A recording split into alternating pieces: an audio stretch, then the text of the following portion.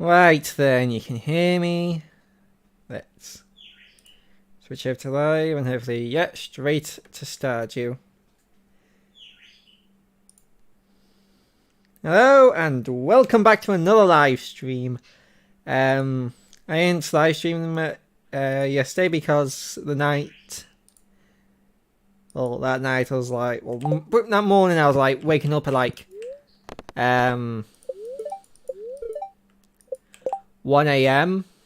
and 2 a.m. just repeatedly, and I didn't get very good sleep, so I was very tired that day.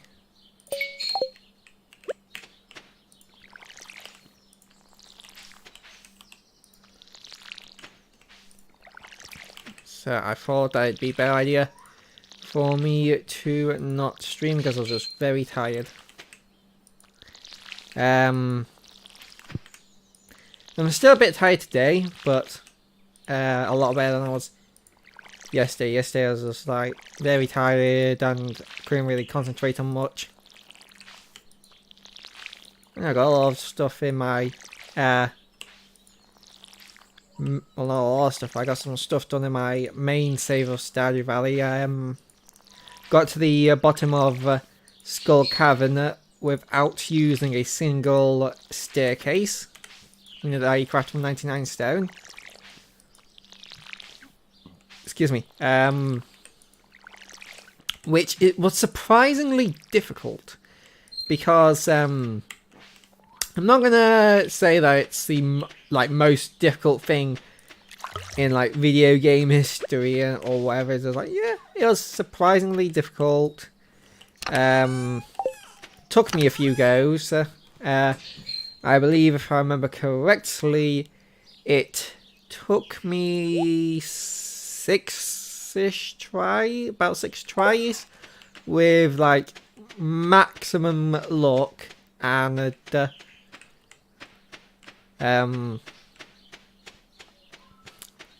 just not always a ton of bombs. Like I did buy a bunch of bombs from the dwarf, and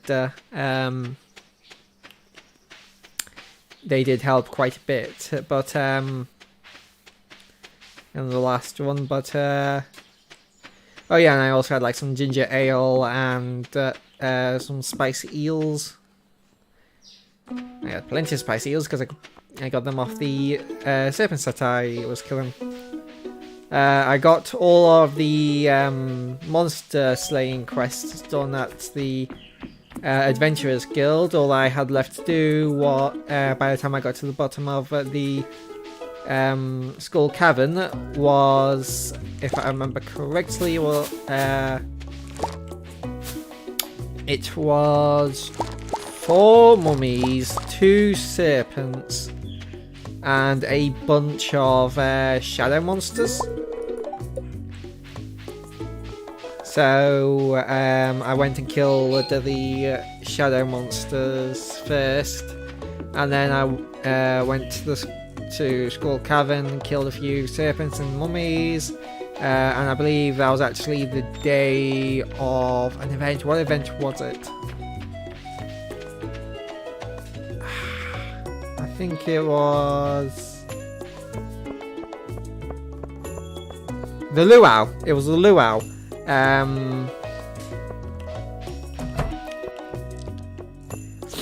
So yeah, and that's most of what I did really.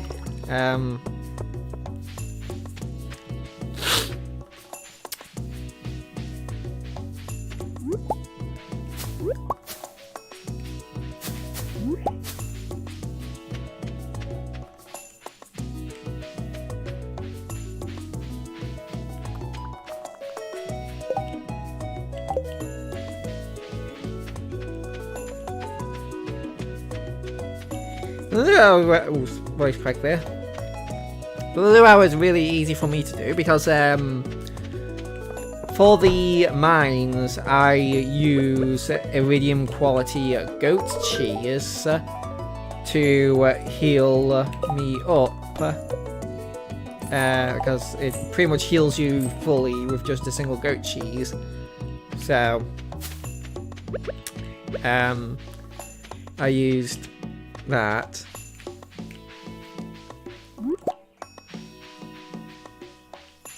But yeah.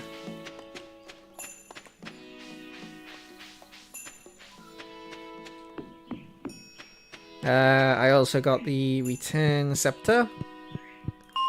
Finally, because that was it was a bit expensive, but definitely worth it because it makes so much easier.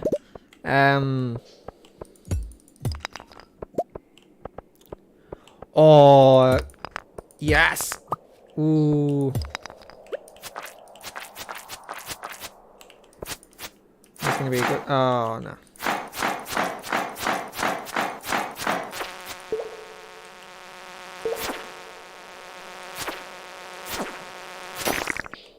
I think I'm gonna farm the bugs to get the sword that you get for killing a bunch of them. Because by the time, at least when I get to the like shadow floors, because the shadow floors are really annoying. So I don't really want to do them straight away. So any excuse to avoid them is good for me.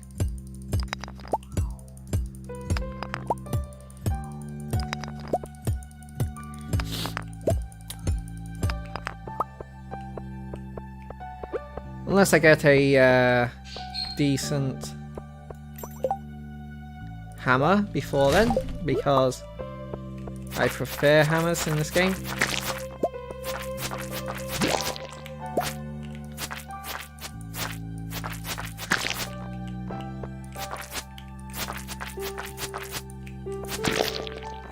Ooh. I think this is very good. Yeah, only one immunity, where that's one immunity on one defense.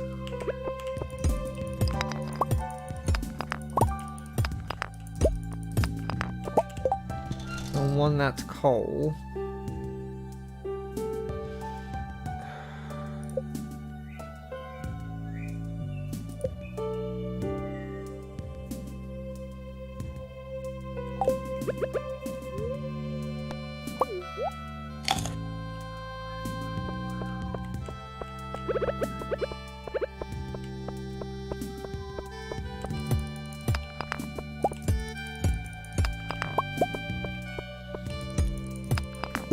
And something that's going to be really difficult to do is upgrading all the tools, because obviously I'm very limited on money. So getting all the money to upgrade all the tools will be the most difficult part, obviously. Getting the resources, so it's going to be the second. It isn't going to be too difficult, but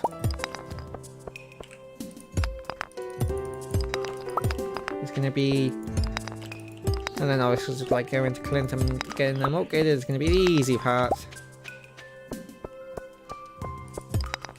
Also, so much for having good. Oh, hello.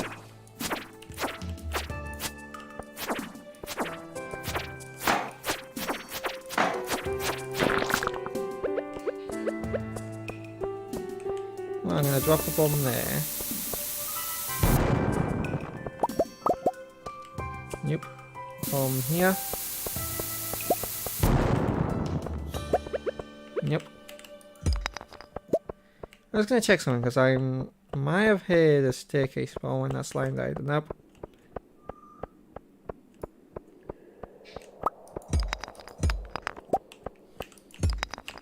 There we go. Oh, I left the geode behind there. Well, inventory full again. You know what? Quartz is really easy to get. I'm just going to leave it.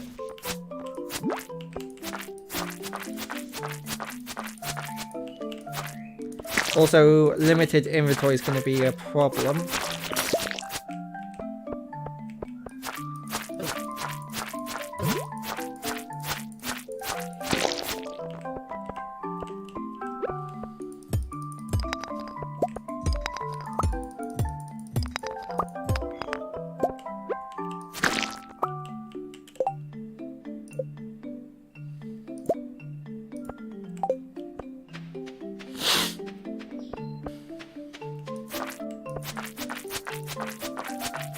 Oh. Oh. But I hate these things. Go away.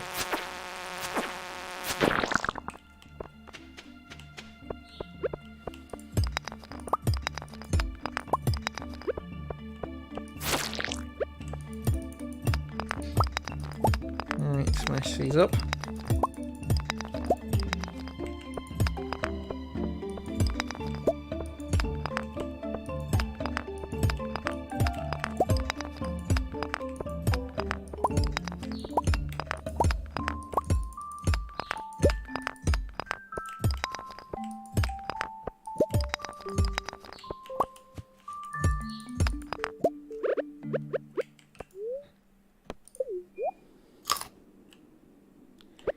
I am having amazingly bad luck today, even though it's supposed to be a good luck day.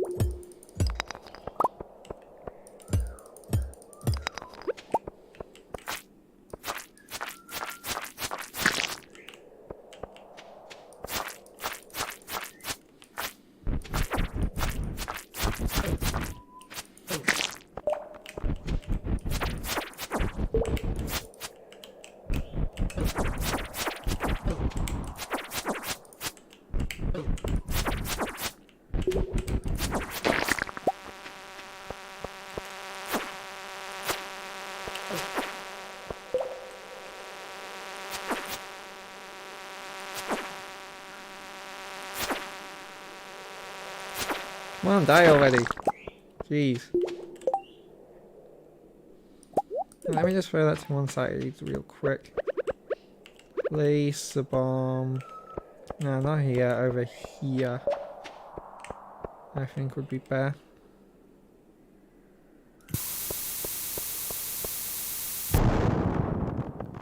Hey, found the entrance to the next floor.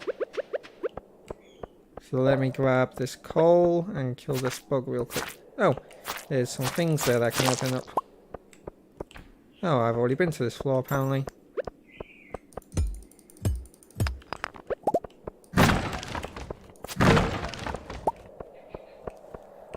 And an extra coal.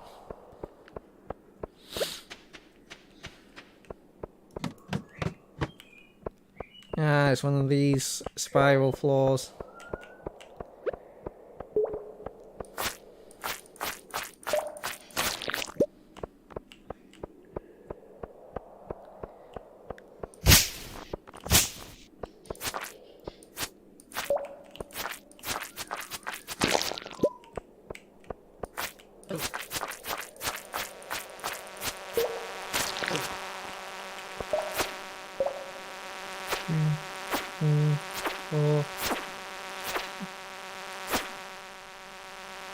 And just die. 8, 9, 10. There you go. 11 hits.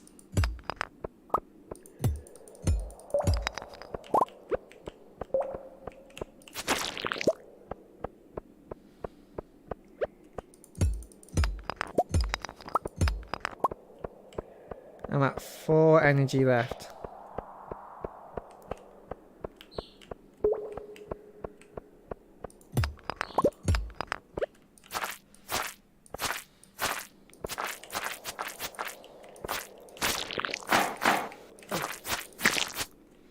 Oh, 2 of them.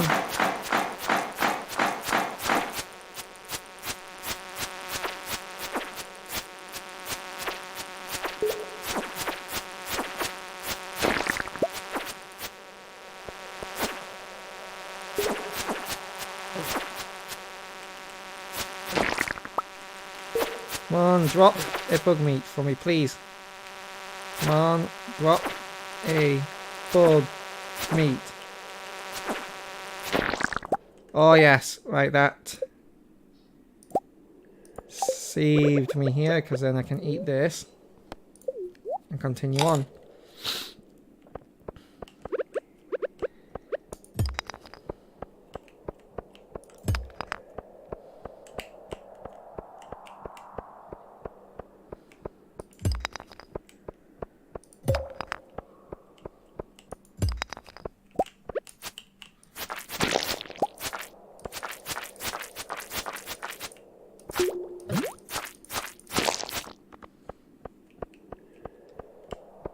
And there's no staircase back here either. And I might pass out.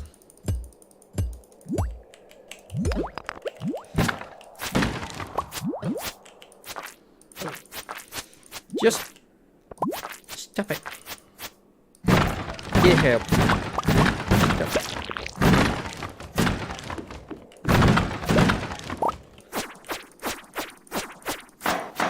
Come on, drop a staircase for me, please, please, please. Yes.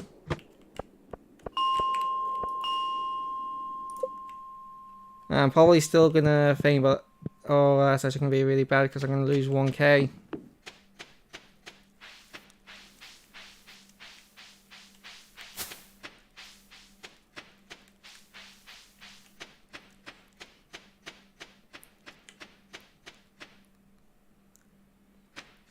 It's a bit hot in here. Right. Need to open a window. 40.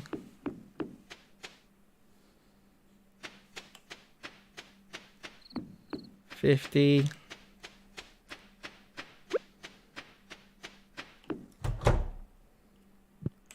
Oh my god! That close to my bed!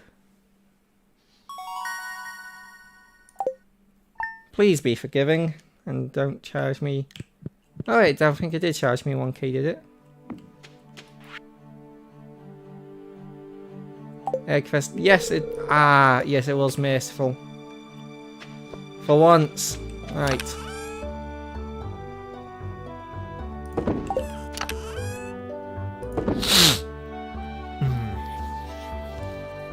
Okay.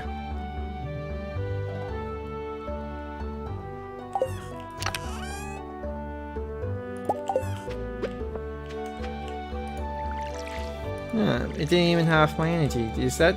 Nah, I don't think that's just because it's my first time passing out.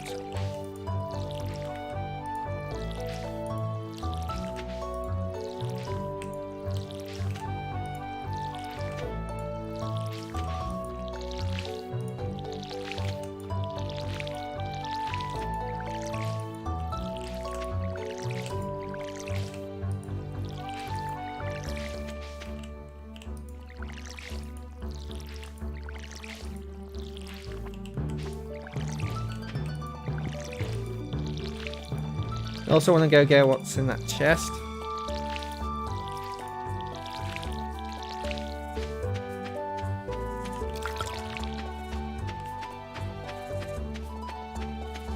So I'll go do some foraging, find out what's in the chest. And then come back.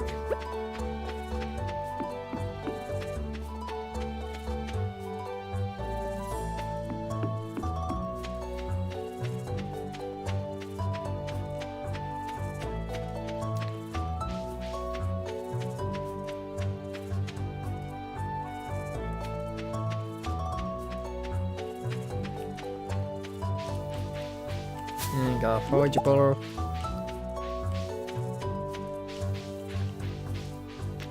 I should have bought my hoe. Oh well.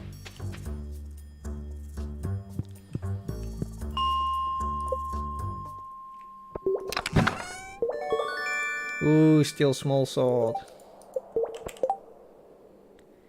4 to 8. 2 to 5. Not that much better, but still better than that.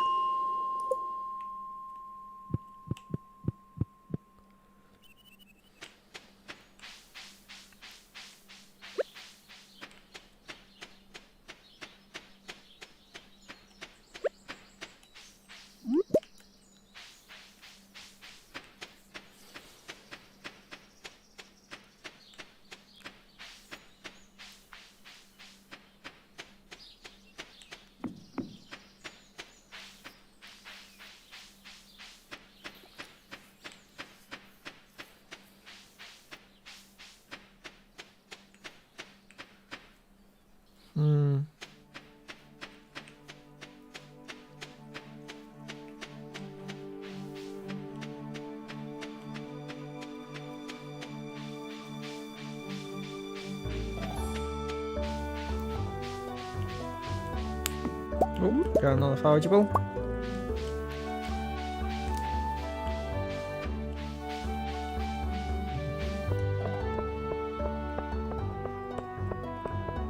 Oh, I forgot to check birthdays.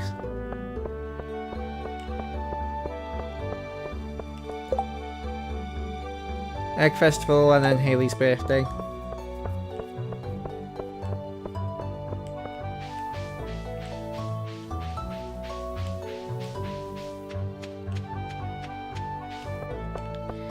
Now, this year I don't think I will buy any strawberry seeds at the Egg Festival because, you know, while the strawberries are good, I'm not going to be able to sell anything at all until the end of winter. So, the end of the year, so it's just like they're not going to be that much use, and I'd rather save up the money that I've got, buy a few crops that I need next month, and just save up money from doing the quest on the bulletin board to upgrade my tools so I can then get hardwood, because I don't know if I've unlocked it yet. No, I've not, but there's anyway, we have the wild seed. Oh, cool. But there's the preservative jar, which I want to craft, and that requires hardwood. And the reason why I want to craft a bunch of preservative jars is because the preservative jars basically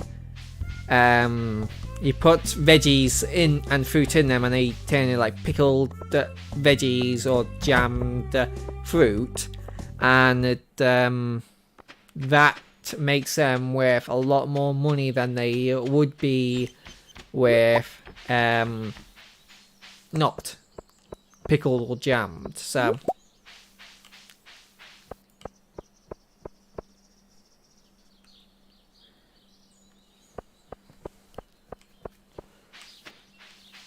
but for that I think I need at least a copper axe, and that's 2k plus 5 copper ingots, which I think I might have the resources to do, but even if I do have the resources to do it, I'm not going to do it now because yeah, that would be a bad idea, because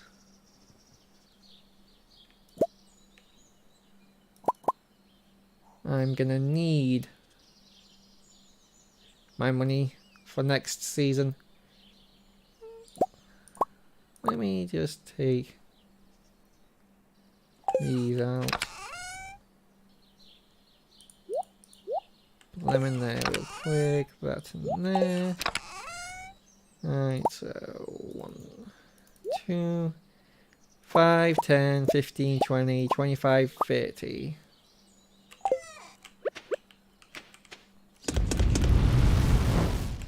So get them cooked up, get some bug meat.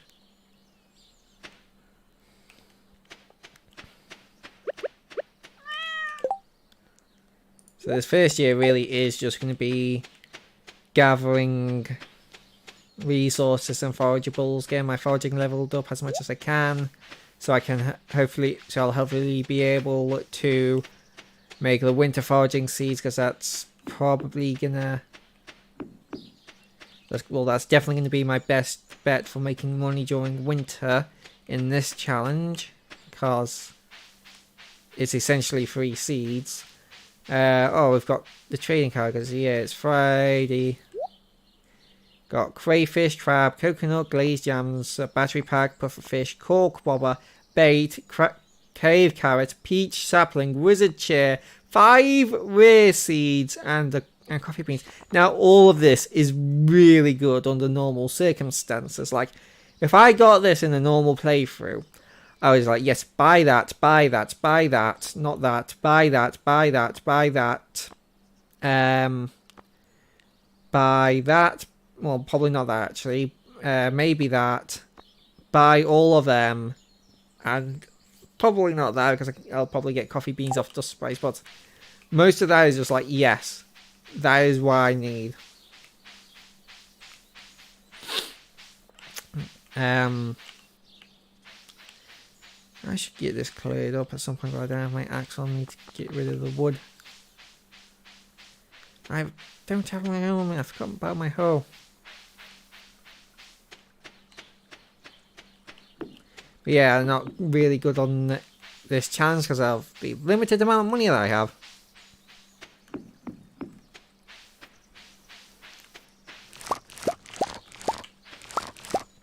Now there is no understating how no, there is no such thing as overstating how heavily impacted I am right now by this, because normally by now I would have sold my first, but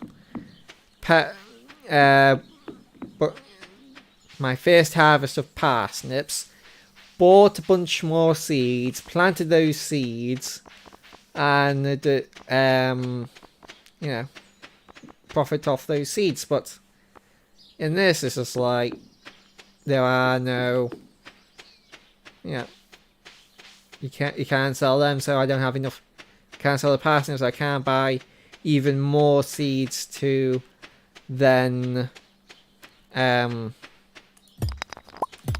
sell. I need to save up my money to get the community centre done.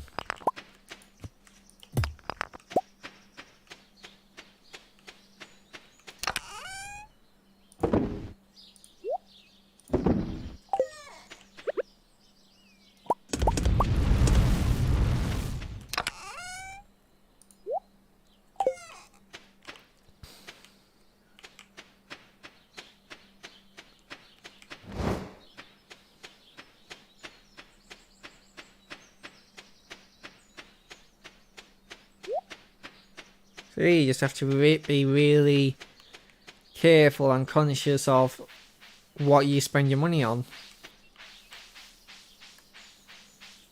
Which again is why foraging in this challenge is going to be so important, because it gives you access to free seeds that you can plant, harvest, then plant and harvest. And I think you can get free if you plant at the beginning of the season. I believe you can get free harvests of wild seeds every season.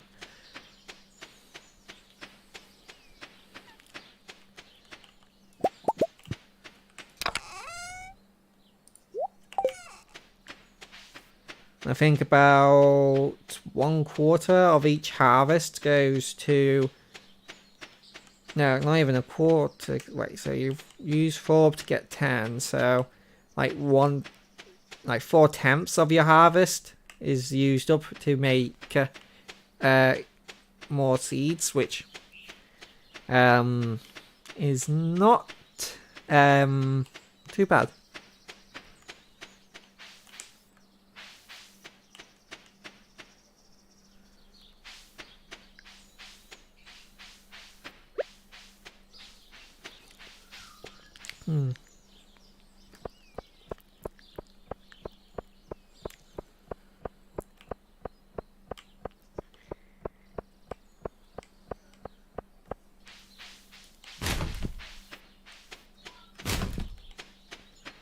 Does that window close during the winter?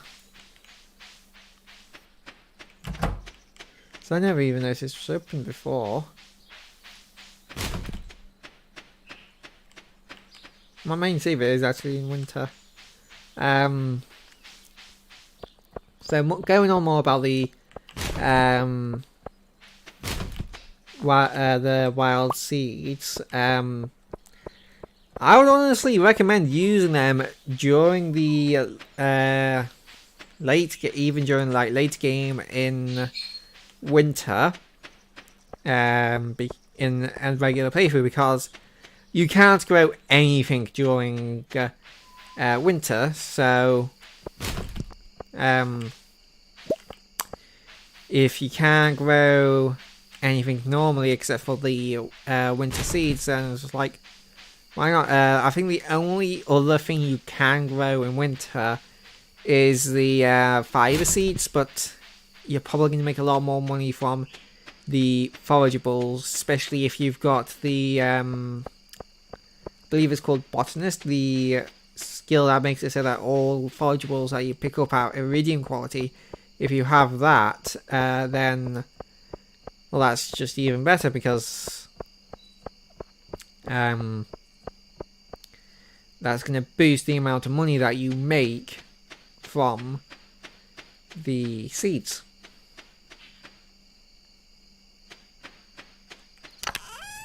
And then if you also have, say, a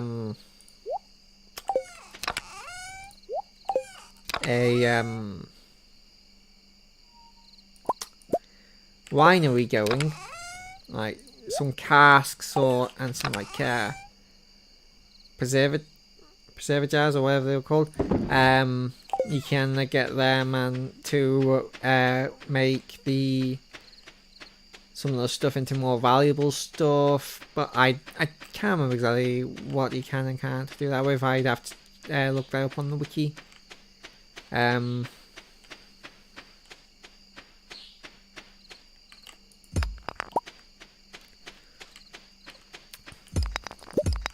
Yeah, but for in this winter that I'm doing on my private save, that I'm not doing them this winter because I wanted to have a few goes at getting the auto petter for my pigs, not cows, goats, and dinosaurs, or lizards as they're called in the game.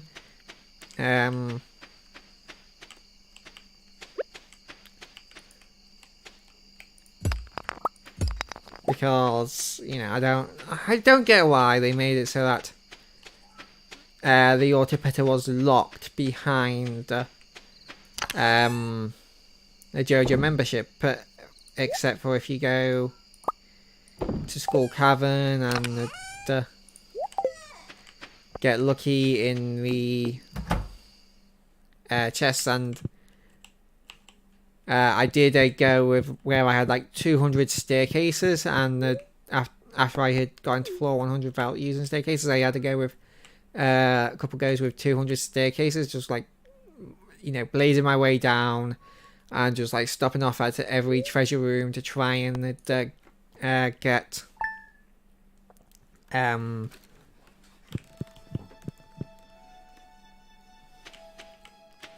the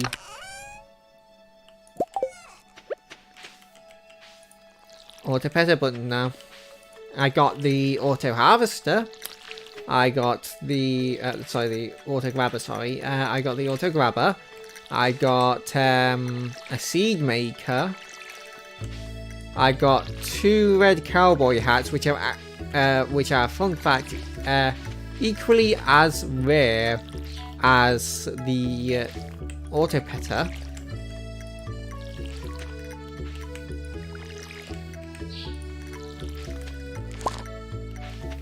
Okay, one less to water every day.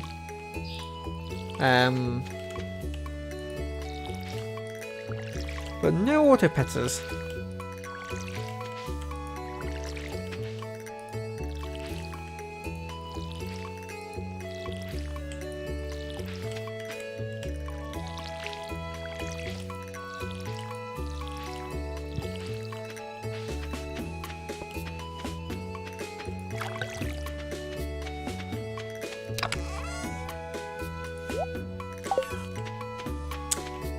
Now I'm just gonna grab this Tita and then go see if there's any...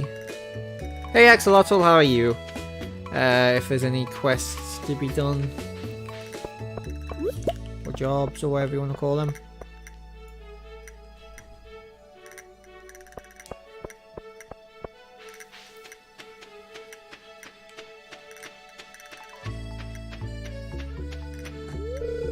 Just watch.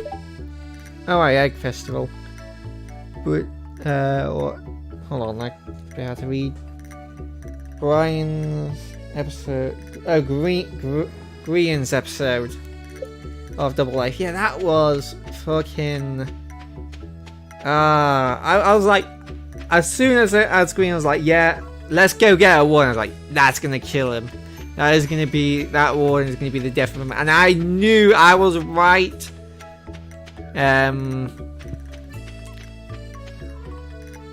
I knew he died to the warden, and yeah, it happened.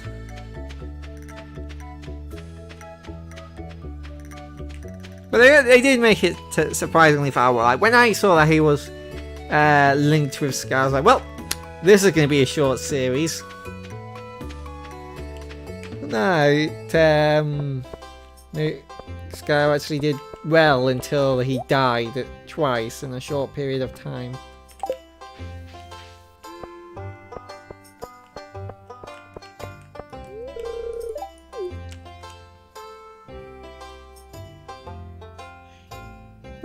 Alright, the new episode of Hermitcraft just came out. Of course, he releases a new episode of Hermitcraft while I'm streaming Stardew Valley.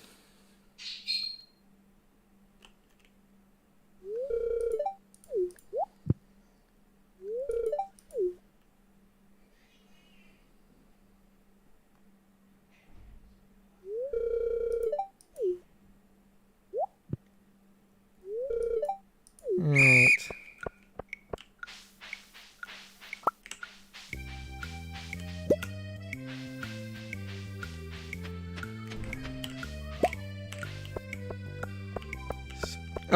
Fun fact, you can actually talk to the other contestants, and the time won't pause. The contestants will stop walking to talk to you, but the time will keep going until it's over.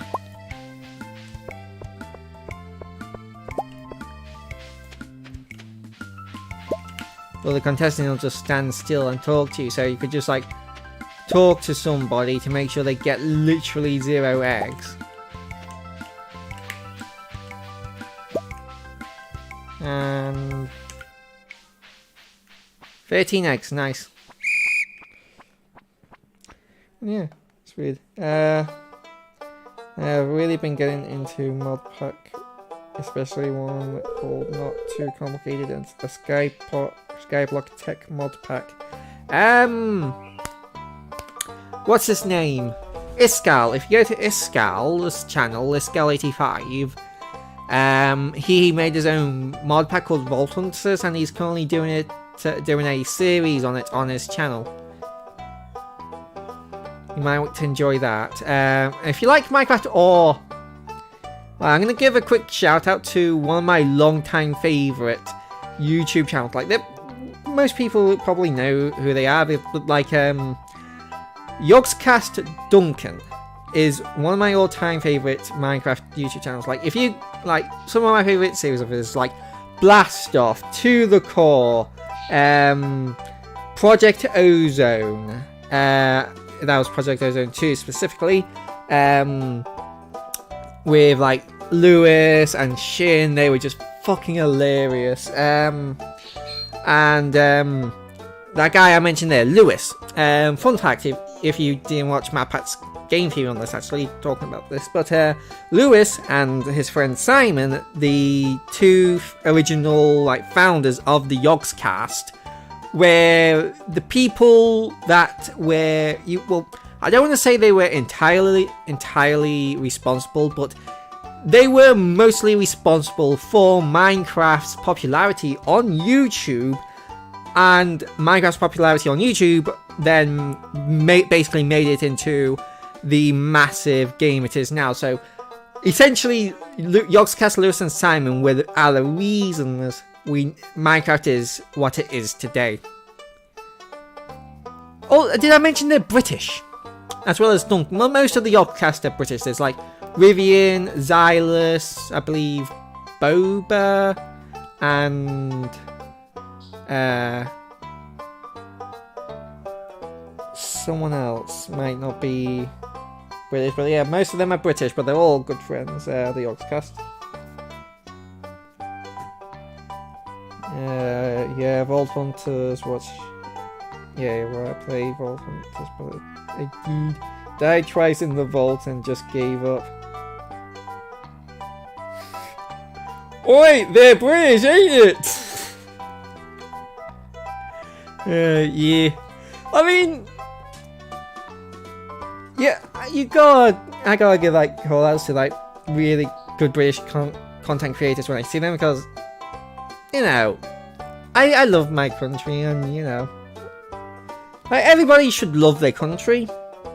I mean everybody, like, no matter who you are, where you live, you should love your country, because every country has its own like story and its own culture and everything, and each country is unique and beautiful. Despite some of the things they may have done in the past, not naming any country names in particular here. Mind you, glass houses and all that. But yeah. I love my country, I love the history, even if it's got a few black spots here and there, but I love my country, I love my history, and I love, you know, talking about things that come out. Like Rareware. Rareware made Banjo-Kazooie, Banjo-Tooie, and the Conker's Bad Fur Day, and GoldenEye 007, which were four of the best games on the Nintendo 64, and GoldenEye 007 is based off one of the biggest like movie franchises of all time, which is also British. Sorry, I just love ranting about like stuff like that. Nothing can top the Belgian fries and chop. Oh my, that sounds. You know what? If you put that in front of me, I would try it. It sounds awful, but I would try it. I've tried sushi and I very nearly. There's actually a short. My sister took a video of that, and there's actually a video of me trying sushi on this channel. If you want to go watch that. But yeah, I'm up for trying most foods, not spice foods. I cannot handle spice. I am a typical British person, and I cannot handle my spice. Anyway, let's get back to this. No, pick up the blah blah blah. Yeah, I'm definitely winning, because I think the minimum you need to win is 8. Who would have guessed the hoarder is the best at hoarded eggs? Got myself a nice little hat.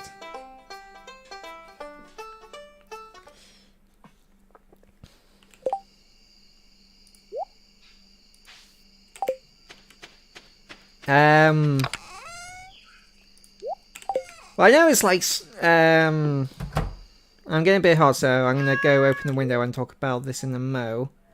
And I don't think I'll turn on the light just yet, but it's starting to get a bit dark, so I might turn on the light in a little bit. Oh, I'm moving the mic, I think, with my shoulder.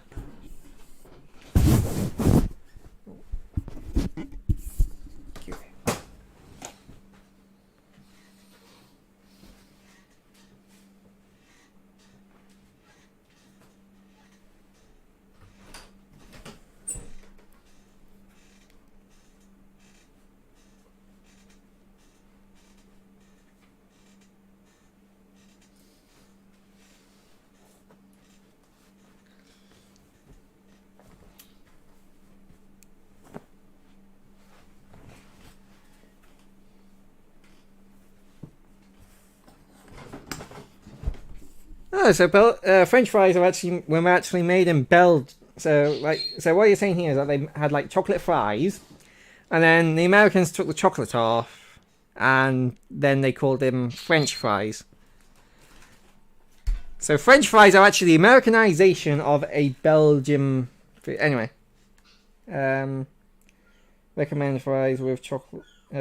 I wouldn't recommend fries with chocolate too. I tried and did fail. So yeah, apparently they don't taste nice. Maybe that might be a 500. What? How many subscribers do I currently have? Your channel. 257. 300 subscribers. I eat chocolate fries in a video.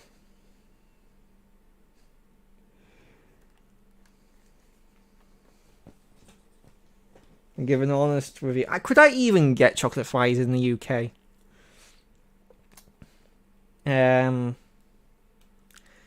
But while we're talking about food, I know it's like kind of a meme that British food is awful. Now, anybody who legitimately says British food is awful has never been to Britain. Like, sure, we have our toast sandwiches, which if you didn't know is literally a bit of toast in between two bits of bread. Like, we do have some food that is a bit weird and that may make you like rethink the sanity of the British people for eating this kind of stuff, but we do have genuinely nice stuff, nice food as well.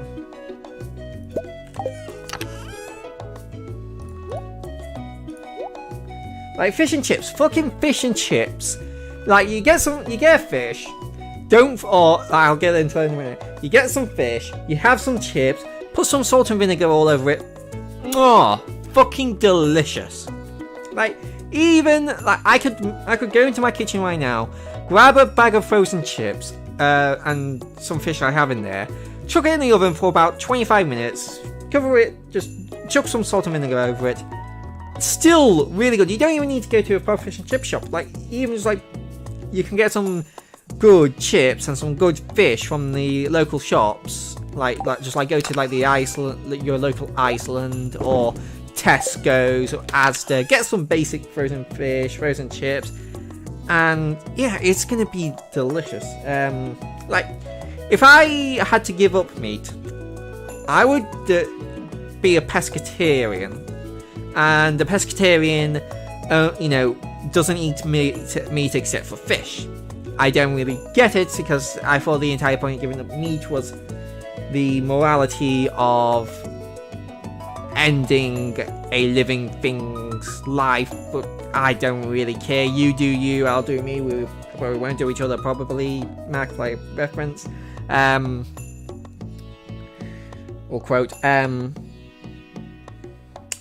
But yeah, there's no way I'd be able to give up meat and fish and chips. Like 90% of my freezer is meat.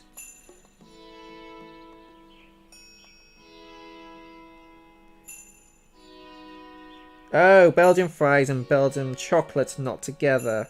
I didn't. Oh, okay. I was gonna say. Okay, can you get chocolate fries though? Let me get to Google this. Chalk. It's chalk. Are these? Oh yeah, there we are. Chocolate fries. You can get chocolate fries. They even serve them at McDonald's. No joke. Hold on. Let me just go to Streamlabs and go to Facecam. Facecam, there we go. You can get chocolate fries.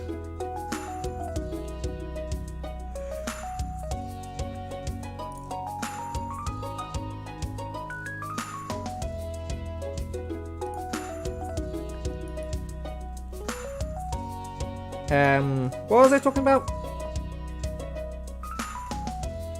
Oh yeah, fish and chips.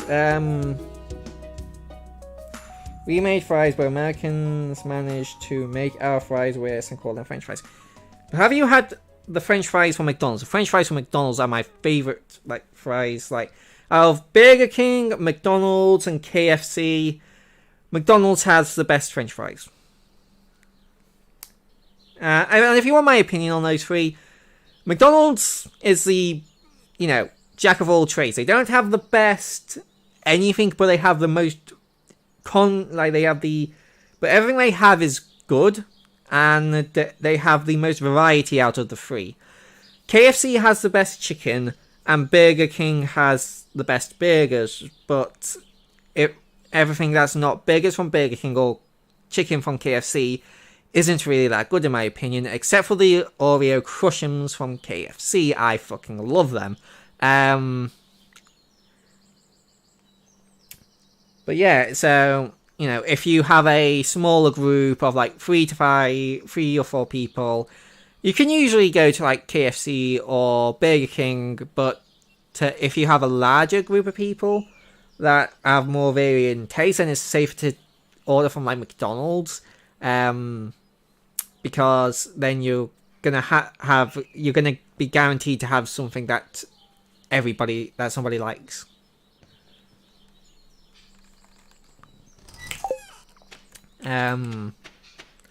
And those are actually the main like fast food restaurants we have here. We don't have anything like In-N-Out or Chick-fil-A. I forgot the stuff for the bundles. Or what else do they have over in America? We do have Subway and the coffee one, with the mermaid. I don't know what it's called because I don't really think about it much because I don't like coffee. Oh, we got a mission. I forgot to pick up a potato. Why do I keep doing this to myself? Yeah, I think it's the best way. You will like fries from Belgium. Friture, you can find them in all cities because fries are just in every restaurant. Yeah?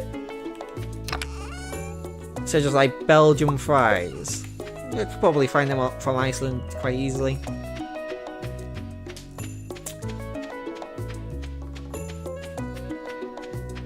Also, talking about like stuff that shops are only in America, they have this drugstore called Walgreens, and when I first heard that name I was like, Walgreens, is that a Lily's going crazy in the hallway. Is that like a why does Linus want a copper bar? But yeah, I'll do that for Linus. Is it like a shop for like plants that grow on the walls? No, it's a drugstore, and it's like, okay, well, why do you need a dedicated drugstore? I could just like pop down to Sainsbury's, my local Sainsbury's. It's just like a 5-minute walk from here, just on the corner of my street. Go there, get some paracetamol or ibuprofen or cold and flu medicine, just off the shelves. It's like, why do you need a drugstore? This is for more like niche stuff, but I don't know.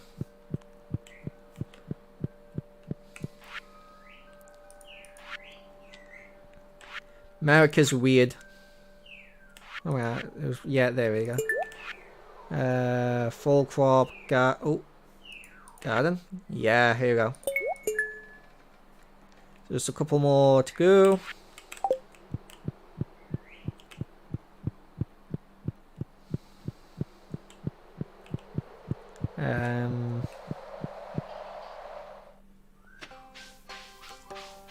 I don't think you can. Hold on, find Belgian fries in Britain because friture are special places for fries or snacks, and they are always fresh made. Yeah, I'll check on Iceland. See, might as well check Iceland. Belgium.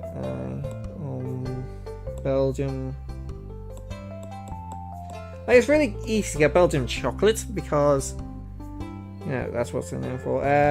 Beer. Nah, just get beer.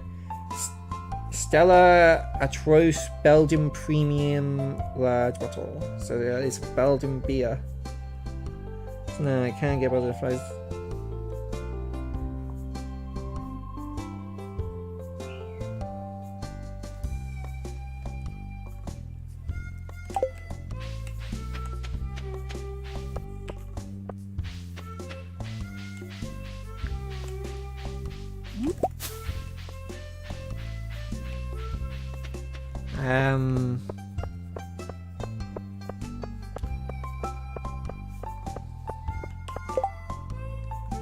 Oh, wait, hold on. Green bean cauliflower. And he's going crazy. Oh, and something that's a really good contrast between Britain and America. When I'm talking about American ones, I'll say candies. When I'm talking about British ones, I'll say sweets. But American candy is shite, and British sweets are fucking the best. Like, if you have a sweet tooth, you will fucking love Britain. We have some of the best sweets in the world. But American candy, comparatively, is utter shite.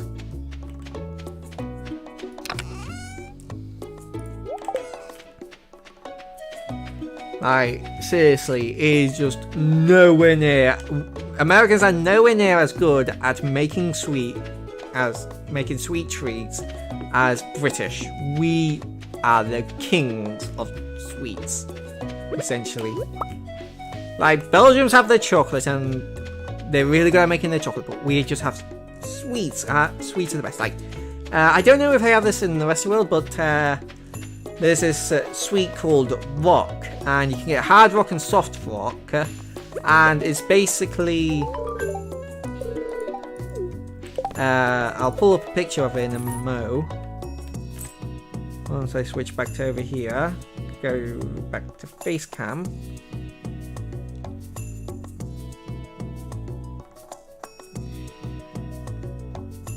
Rock sweet.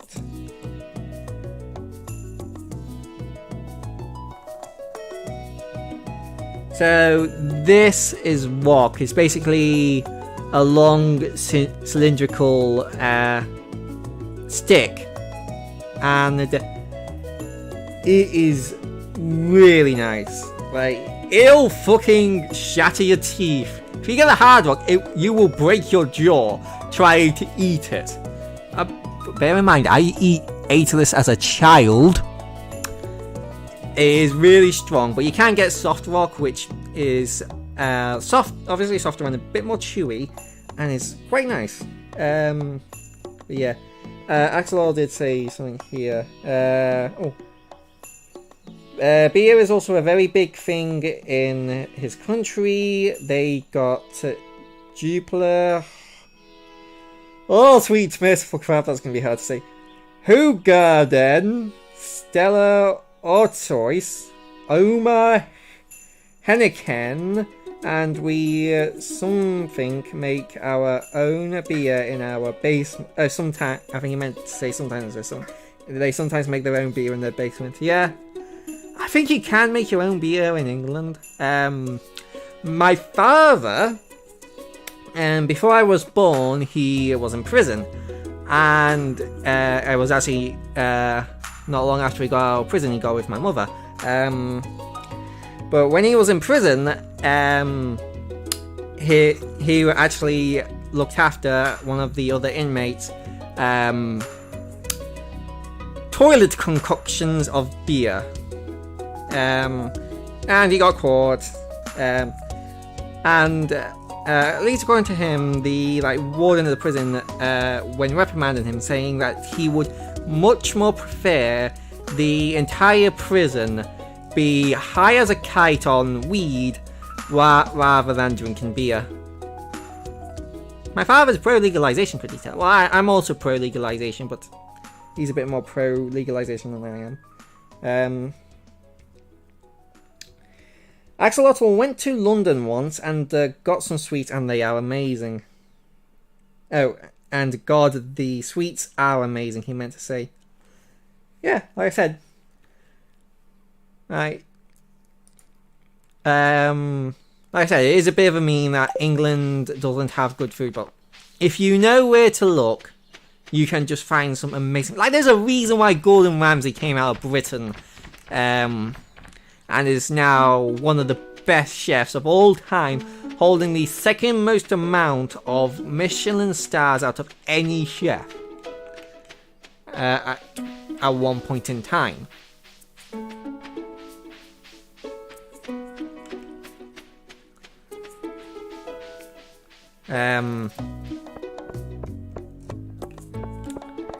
But yeah, but then, well, I think it's a bit funny that it's a bit odd that that Britain is, well, more specifically England, like it's more so England rather than like Scotland and Wales that gets laughed at for the food, even though Scotland has fucking haggis, and I don't know exactly what goes into haggis, probably because I made myself forget to save my sanity, but it's just like a sheep's stomach stuffed to the brim with just like all the stuff, and it's just like the most awful coked up concoction you've ever heard in food.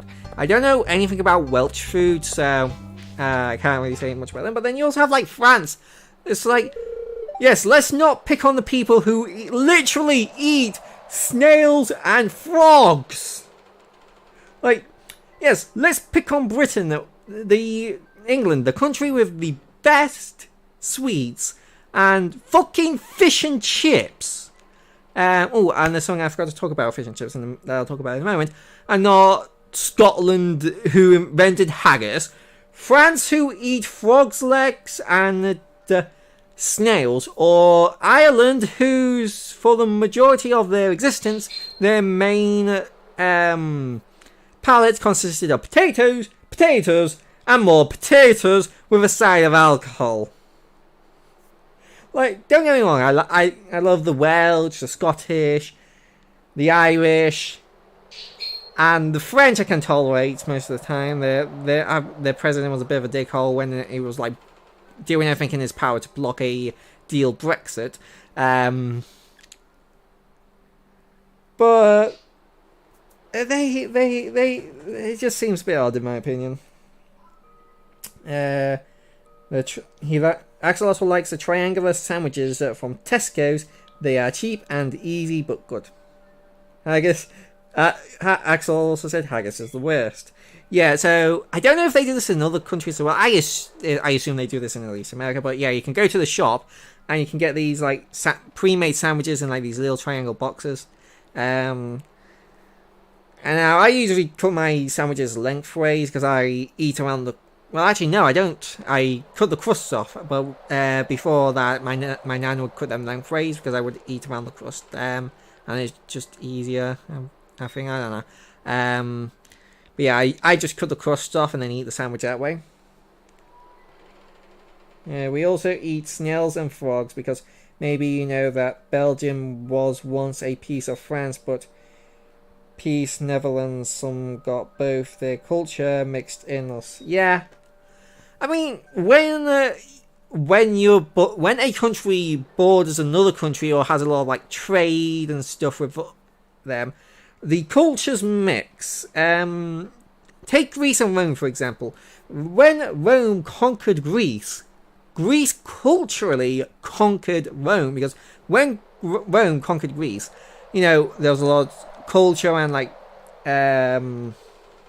people, Romans moving to Greece and Greeks moving to Rome, and the Greeks had a stronger culture than the Romans, so the Greeks' culture conquered the Romans, making the Romans more Greek essentially. So in the end you could actually say that the Greeks won out because while they did get conquered, their culture pretty much wiped out the Roman culture. Which is interesting to think about. Also take like England. England has been conquered on very few occasions. I believe the only countries that have ever officially conquered England were Norway. I think Norway. Whichever like Swedish country the Vikings came from. Vikings were the first people to officially. Oh no, 3 times. Oh, I've got someone knocking on my door.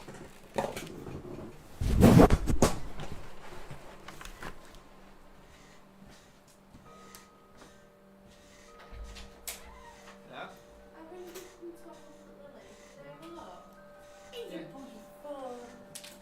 Rachel, come in then. Oh, Slide it away. It's lively there. Yeah. Come on then. Come on. Come on. Come here. Come here. Okay. Ready? Come here. Come on, Papa.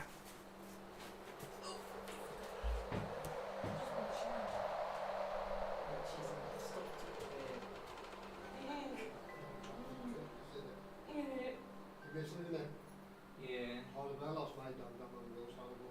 I can't believe how lively she's gone. Oh, you should see her when I'm like baby. She just like goes crazy, like to me. I just don't like it. She's so cute. She's getting bigger as well, isn't she? So quick.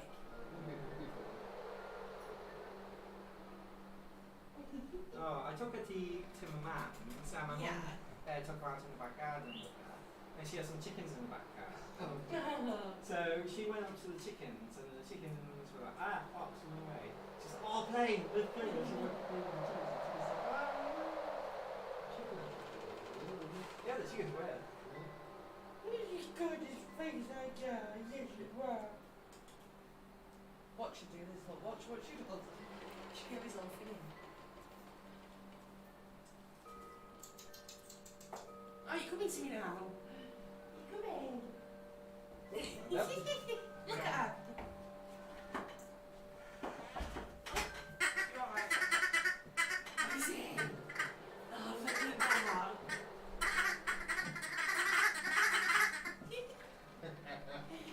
I love it. Bless her. Yeah, I just come to show her. I thought I'll show her. Yeah, I seen her Give him a knock. out the window the other day. Bless her. Right, I'll let you get back to what you're doing. See you later, Isaac. See you later.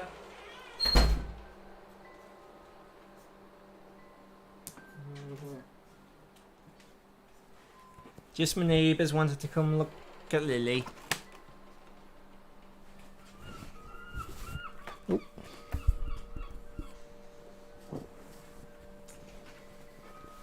Anyway, so like I was saying, so England's only been properly conquered by three different cultures: the Vikings, the French with William the Conqueror, and fun fact.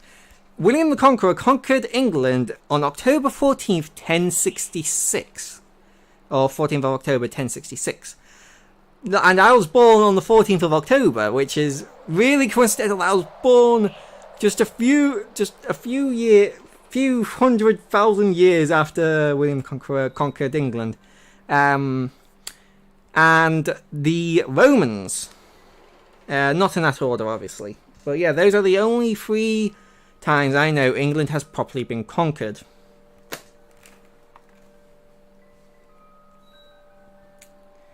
And yeah, basically we've got a lot of Viking words mixed in our language. We've got a lot of French words. And fun fact, a lot of words we now call swear words like shit, we're actually just the said word in England for those things, but when William the Conqueror conquered England, those more native, Anglo-Saxon words were seen as like not posh and peasantly, so they eventually became a taboo to say those words. And obviously we learnt a lot from the Romans, and the Romans gave us roads and stuff like that, so yeah.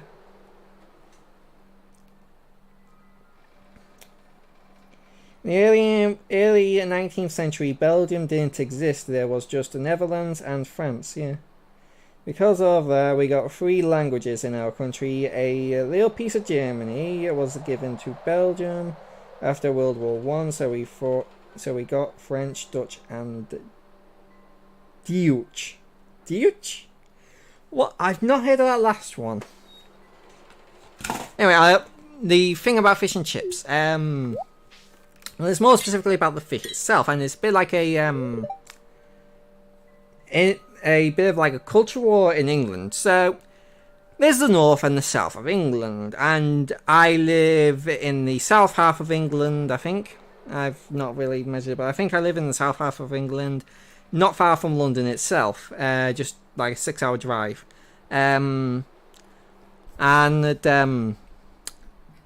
There's two ways to have your fish. You can either have it with the skin on or with the skin off. Now, in the south, we have our skin on our fish. And in the north, they have their skin off. And this is very important to know when you're coming to England, because if you go and ask for the wrong kind of fish in the wrong part of England, you might get some dirty looks. German. Isn't that what you call the language of German? No, I've never heard anybody refer to German as Deutsch. We always just say that the Germans speak German. We also have a fair bit of German culture as well, because our queen is directly related to the Germans, because Victoria had a German husband, and because of her German husband, they had a Christmas tree, because previously, before that, it was just a German thing. But to make her husband feel more at home, Queen Victoria got some Christmas trees in. And Queen Victoria was such a popular monarch at the time that the common people started adopting Christmas trees, and that's where England and America get Christmas trees from. I don't know if France has Christmas trees. I'm going to Google that. Does France have Christmas trees? Decorating for Christmas is very common in France. Many household public spaces and businesses are decorated with lights and Christmas trees. Adverts are also common. They are made up of fir and penguins. Just yeah. So basically, you can track the popularization of Christmas trees back to Queen Victoria. Ich sprechen das Deutsche ein bisschen. Oh, please don't make me read German. I don't know German. I know Guten Tag, which I believe is just good morning or good day. I'm gonna skip this.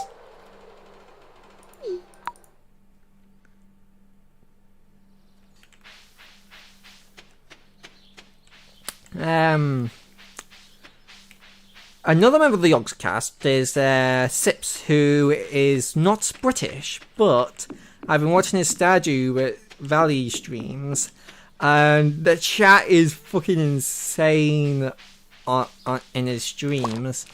And there was a part where the donations were just in like German or French, because he had like a German donation speaking bot thing, so this was like making it speak German and French, and Sips can actually read and understand German and French, so yeah. So it was just like you would just hear the donations in German. And you just hear him say, yeah, so basically what that said was something about Pam's saggy tits or something. Like, seriously, like, after a point, like, half the chat was like about her sad, saggy tits, and the other half was random other shit. Like, it was just fucking insane and hilarious. You know, like, it's definitely not like child friendly. Like, I could, if I started just like telling you what I said, I'd probably get in a little bit of trouble with YouTube. But yeah, definitely not child friendly. But it was just fucking entertaining. Axel can speak German a bit. That's the sentence. Ah. He said, I can speak German a bit. That's the sentence. Yeah.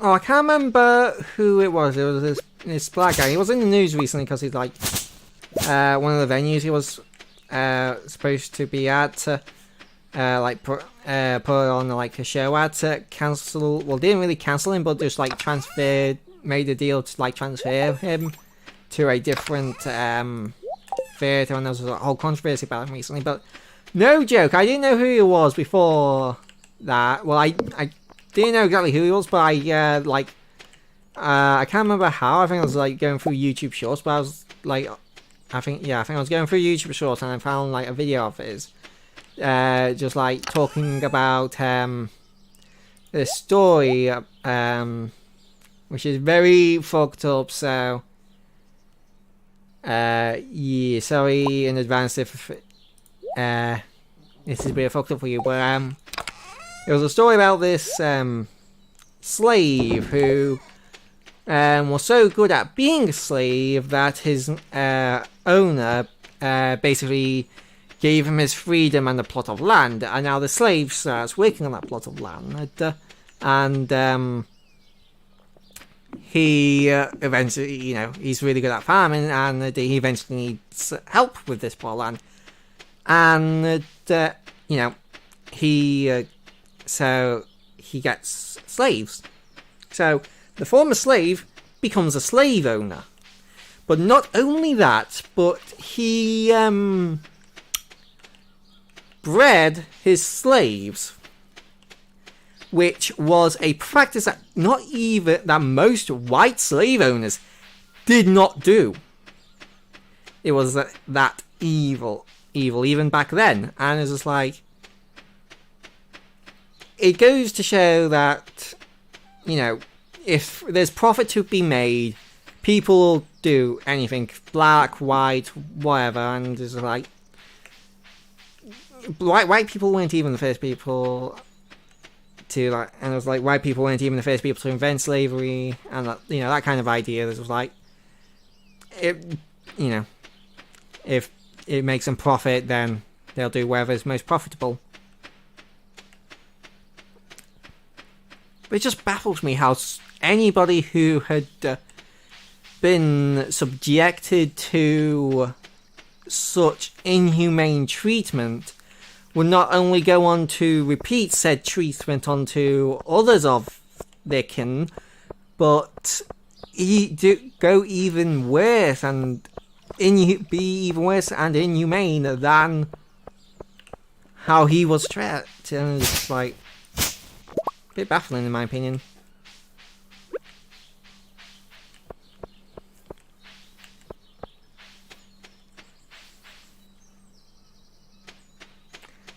What languages can I speak?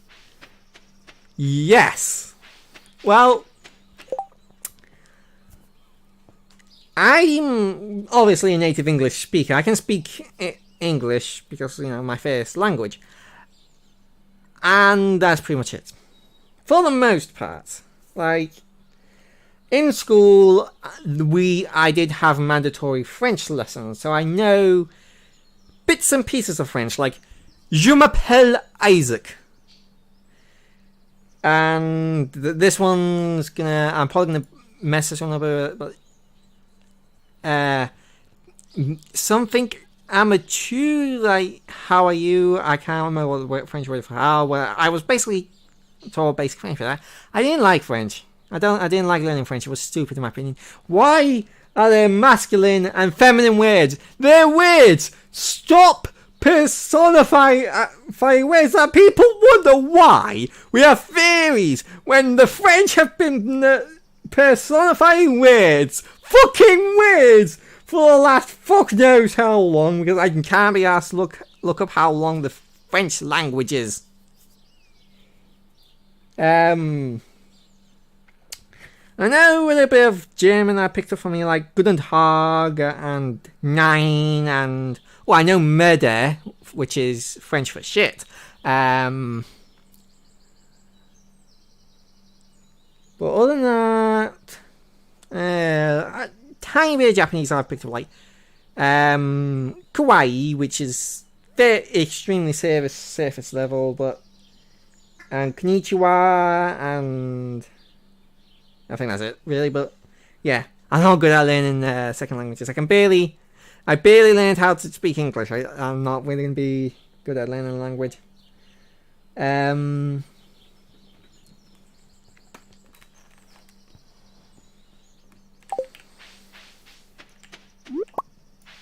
know Chode, which is a Hindi insult, which basically means that they like sex with their mother. That's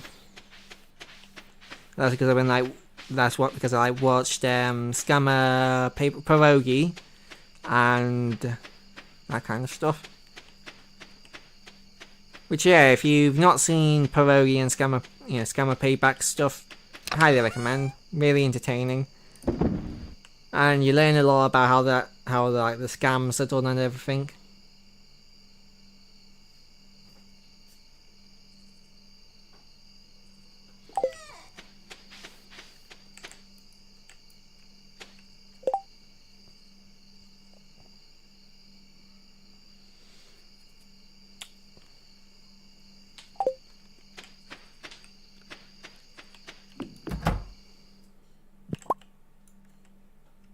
If you like the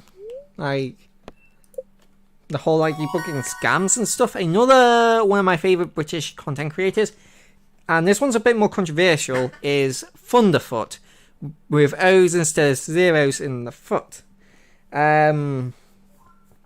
He is a scientist. He is straight up a scientist. He has multiple published peer-reviewed works, and has worked in many labs, has worked in a nuclear reactor, has worked in universities and high schools, and has had some controversial opinions on feminism and religion and stuff like that, because he's an atheist and not really made some videos on Anita Sarkeesian and her lies and stuff like that. But nowadays he mostly debunks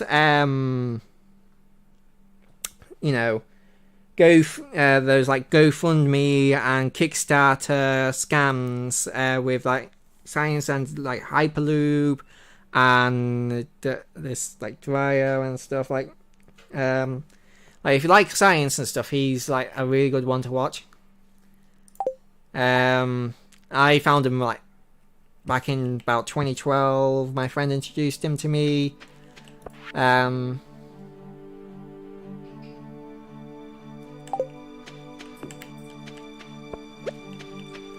think I've missed Haley's birthday. Oh well.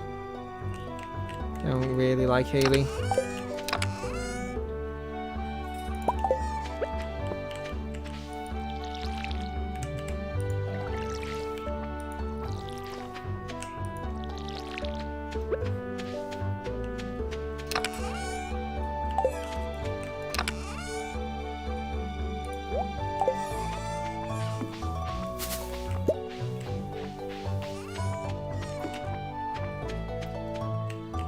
Yeah.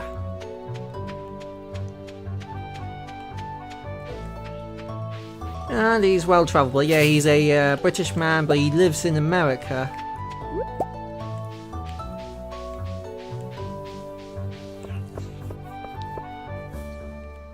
Which is something I never really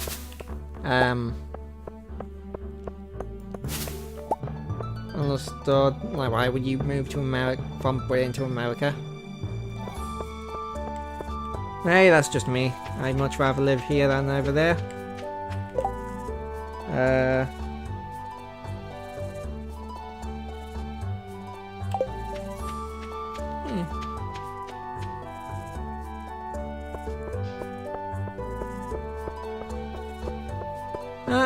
I'm not much of a But I do just like enjoy learning about stuff.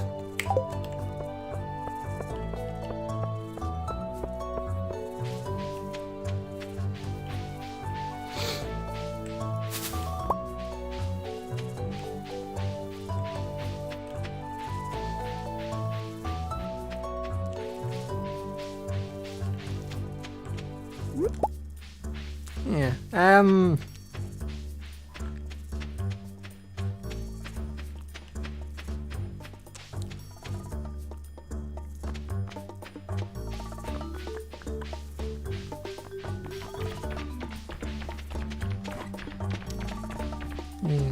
What else going on recently? Xenoblade Chronicles 3 leaked. 25 copies of it got sold. Presumably got stolen from a warehouse and then sold, and I doubt that the person who sold them is going to be outside the prison for much longer. Because Nintendo's probably going to come down on him like a freight train.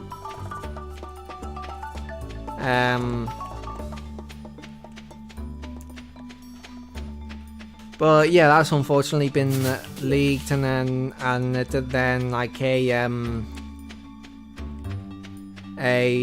guy like got a hold of it and dumped it online. So now there's a working emulator of it before it's even released, and it is just a really bad time for Nintendo right now.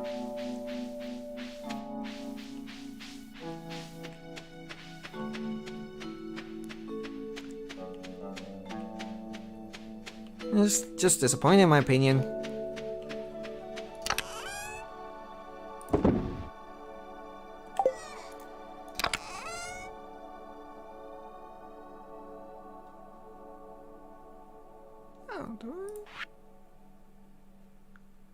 Brewers, gardening. Where would be in the exotic foraging? Yeah, exotic foraging, yep.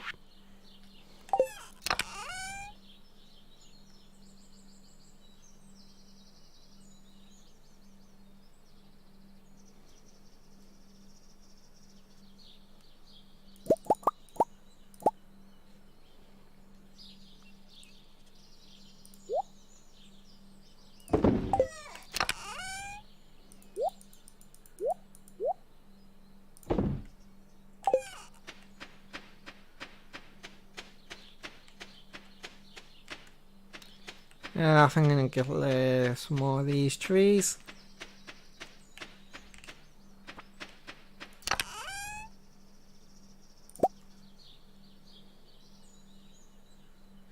And then let's go into strange.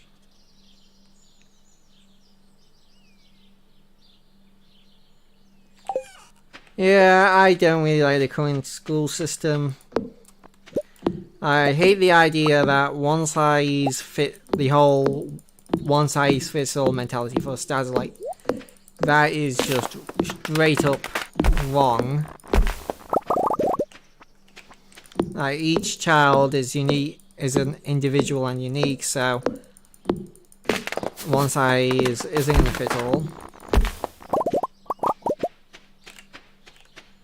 And you are gonna have kids that get left behind in the system, and not to mention that there's a bunch of shit that is just that the vast majority of kids learn that they're never going to use in their life, but because 0.1% of them are going to use them in their life, then the school system deems it necessary for some reason for them to learn it, even though it would be vastly more beneficial for society if they taught much more useful stuff. If you haven't heard the song already, there's "Don't Stay in School" by A Boy in a Band. Brilliant song, and yeah, it pretty much highlights a lot of the problems with schools. I disagree. Right, he did say in it that he wasn't taught a second language, but I really don't think that in most cases people are going to use a second language.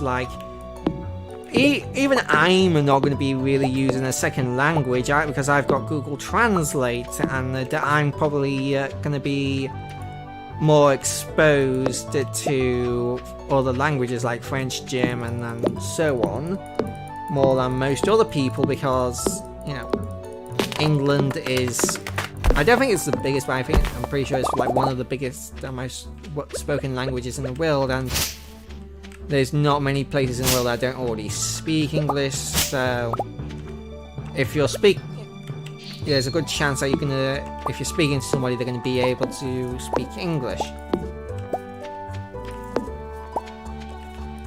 And I think learning a second language should be an optional thing that schools offer, but not mandatory.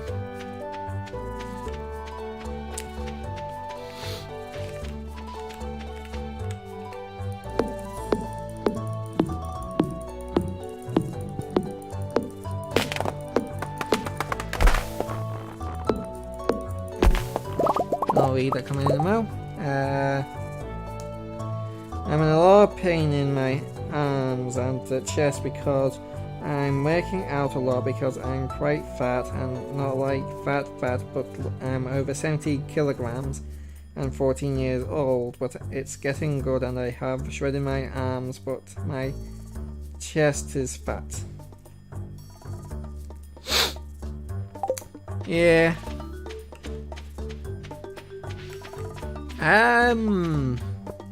I believe England is actually surprisingly not that obese. I think there was a country ball like scaled by obesity, and while the UK was on there, it was like it's not actually that. We're not surprisingly not that obese, which which surprises me.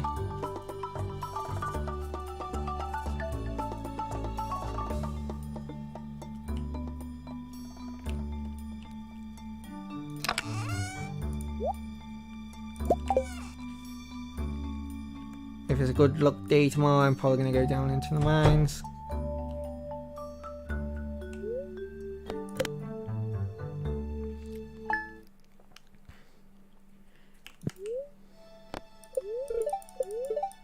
Oh no, definitely not going down into the mines with luck like that.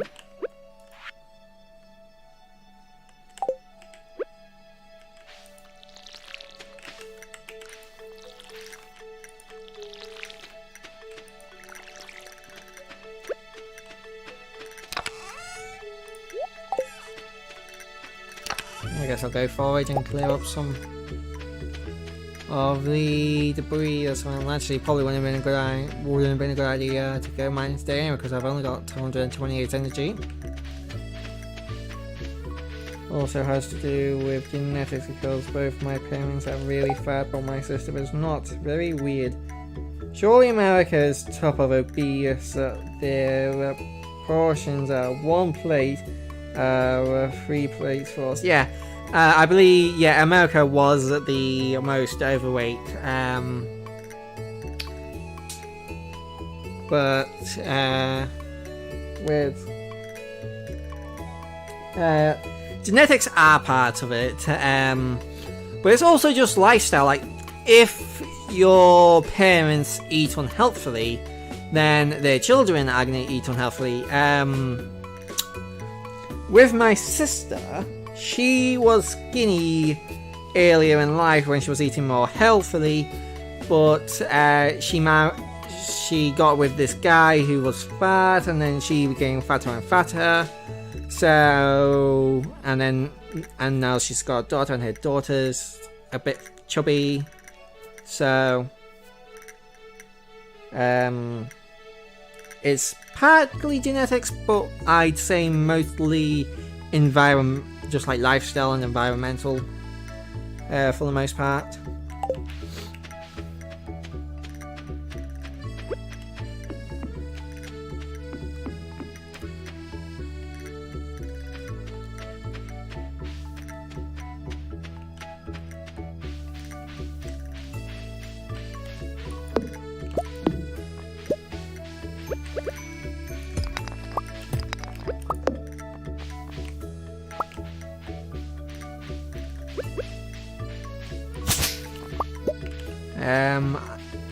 But for me, right now at least, I can eat and eat and eat and not gain any weight. Now, I don't know if that's because of my age or because of like genes or whatever, because my father is a skinny man and my grandfather, his father, is taller and skinny as well. So my father's side of the family is is quite skinny, and my aunt's my evil aunt is very, very skinny, as well as her daughter. And her daughter is like fucking tiny, and so is her son, but her other daughter is taller, and I don't know about her body size. I've not seen her in a while, in a few years. And my nice aunt, she's on the larger side, but not that fat. So most of my father's side of the family is quite skinny. So my mother is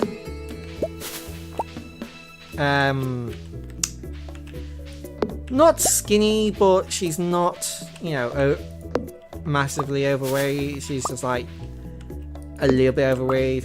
Well, I don't know how overweight is, exactly how much it is, but I have to guess that she's a little bit overweight. And I don't really see my older brother much, but he was skinny the last time I saw him.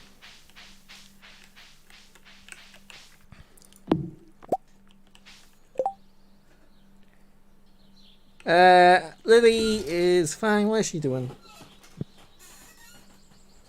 She's just down here. I think she's trying to eat the table leg currently. I'm going to turn on the light because it's getting dark.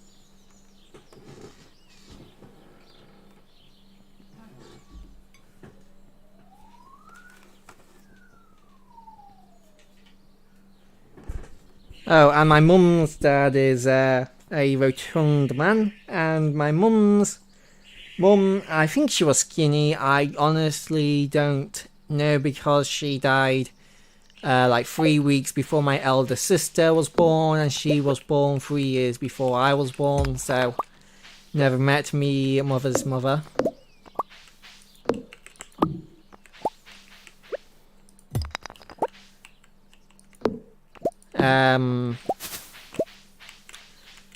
But fun fact, I am by far the tallest member of my family on both sides. Like, I am taller than everyone on my mother's side of the family. I am taller than everybody on my father's side of the family. And I sometimes forget that, and then I'm just like standing next to my mother and I'm like, oh yeah, I'm quite a bit taller. And honestly, don't know why. I'm just taller than the rest of my family. The only person on either side of my family that comes close to my height is my dad's dad, who is a bit shorter than I am. Yeah, sometimes. Yeah. And I'm not particularly tall. I'd say I'm just a little bit taller than the average man my age. But when I was younger, when I was little, I was a lot taller than most of my peers. But I think I didn't grow as much as my peers. So I stayed mostly the same height, but I was still taller than most of my peers when I was growing up.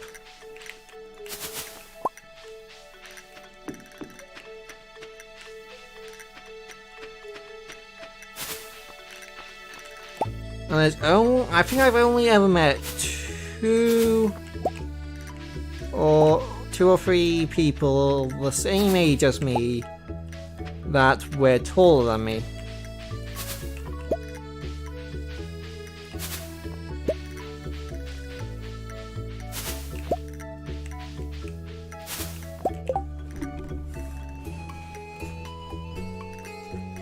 Come on, Lily.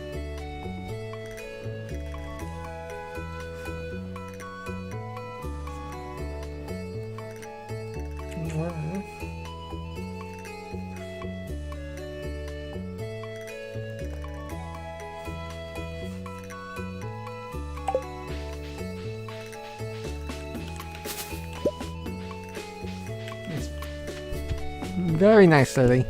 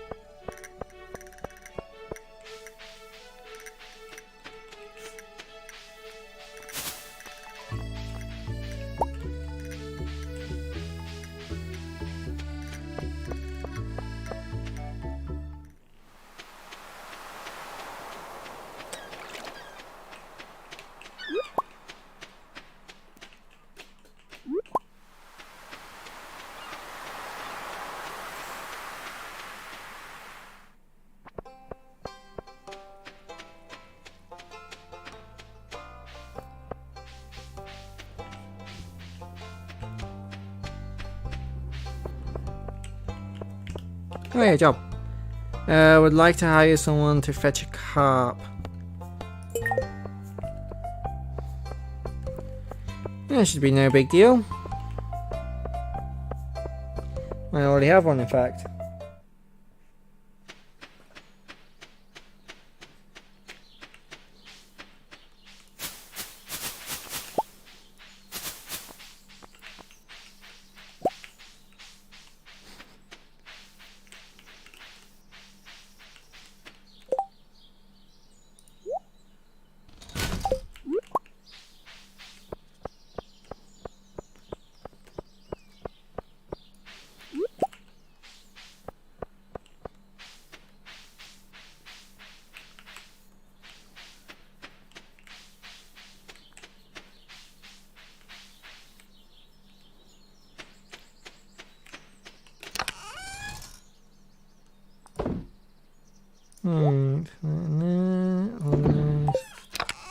Do I have a carp? I do. Nice. Alright. Now let's go give this to Sebi.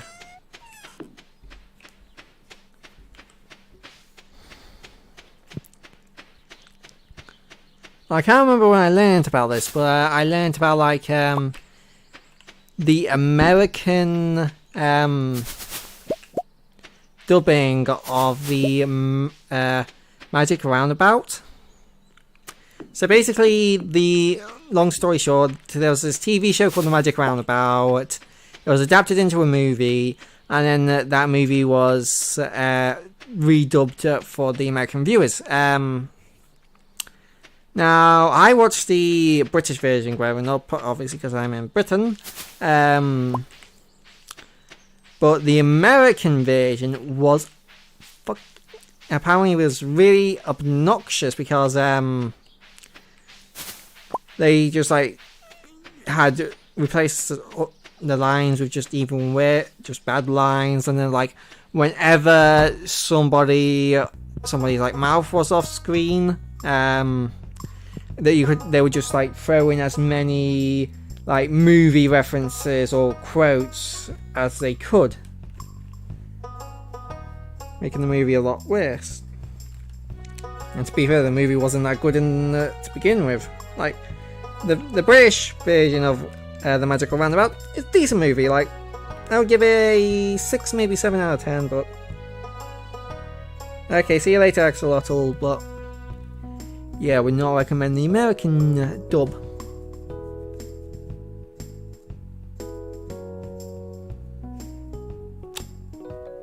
How long gonna be on the computer, Sebby? Got some product here for you.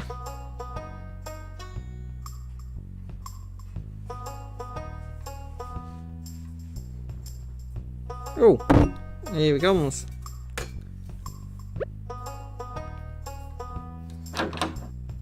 One cap.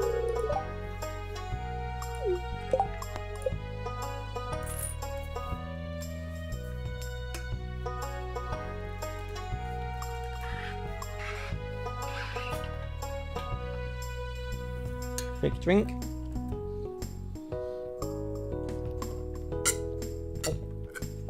Oh.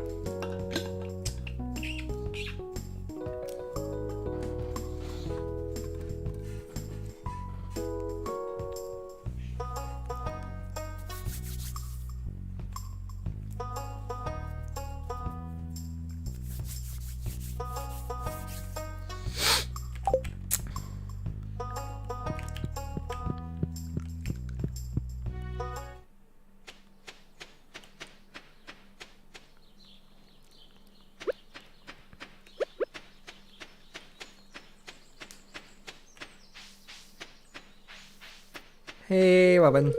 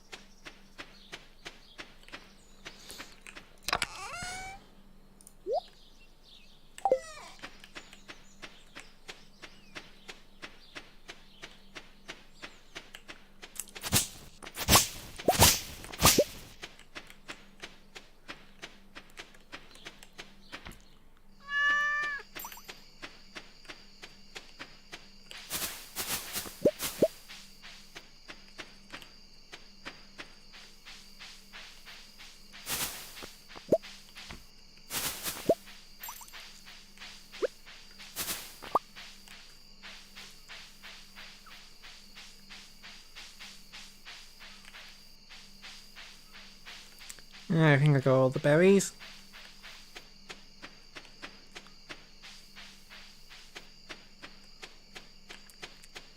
Trying to think if I missed any.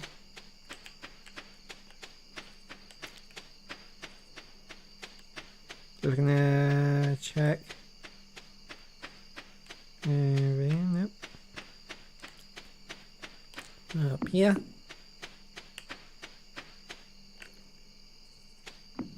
Ah, missed a berry bush there.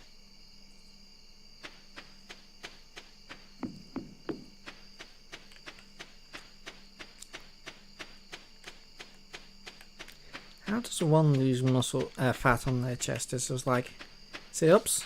I assume sit-ups.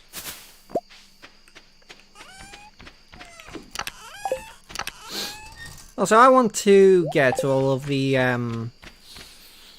how to drain. Well, not all of the possible, but as well, I'm basically gonna start like collecting like DVDs of like movies and stuff I love. So I've collected. This month I got all of the Avengers DVDs, and then next month I'm gonna get the How to Train Your Dragon DVDs.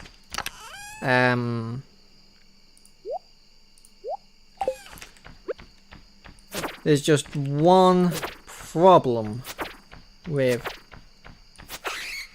that, and it's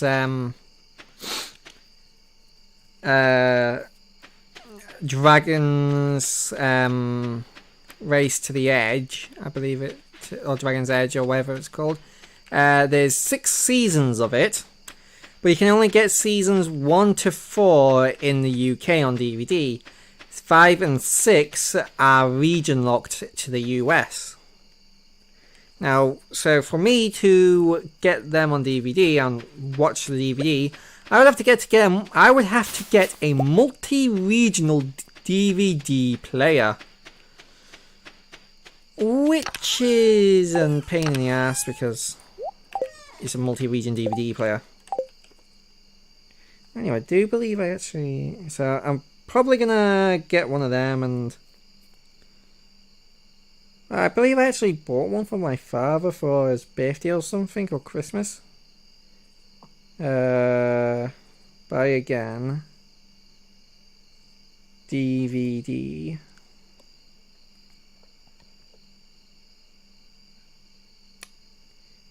Showdown. Beach. Encanto, Darkest Hour. By the way, Darkest Hour, one of my favorite movies of all time. Yeah, major DVD player for TV, multi-region.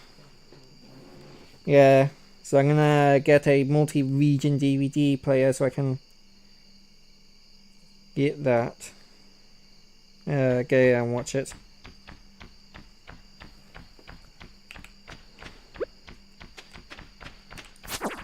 I forgot I didn't pause the game.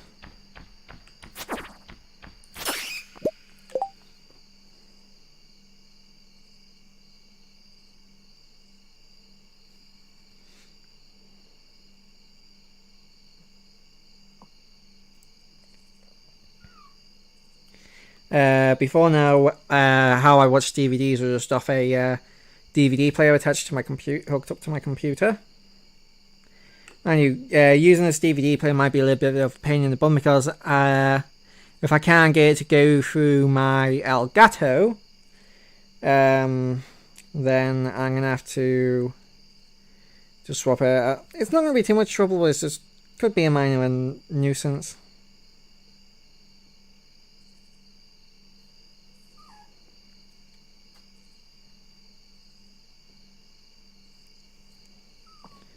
Nobody wants to get down.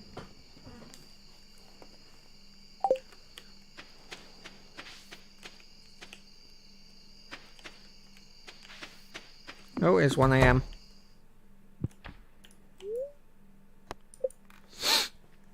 I don't know what season of Simpsons this was from, but there was a season of The Simpsons where Krusty got tricked into like going to court in another country, blah blah blah, and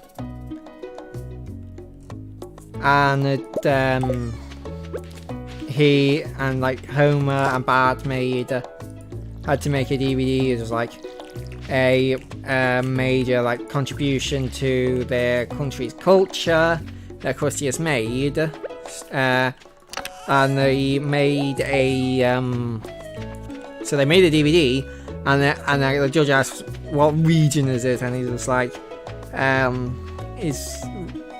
what region is the US region that he's like, oh, there's 2 regions. He's like, what region? And he's like, what region is the US? So he's like, 1. And he's like, and it was like, we're number 1. We're number 1. And this is like, I don't know why, but after all these years, that joke just stuck in my brain, and I do think it's quite funny. I mean, that is how like most people outside of America probably see Americans.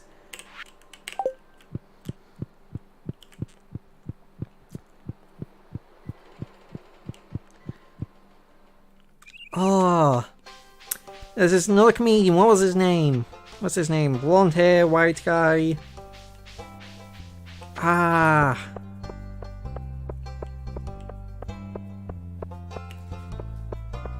can't remember his name.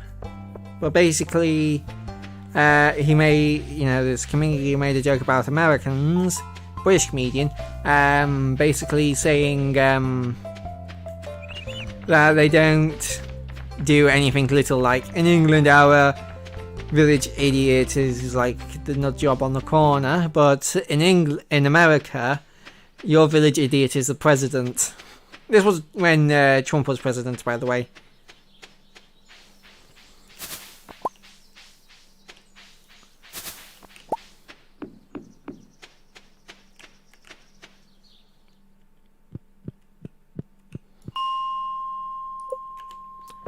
I want to see if I can get down 5 more floors.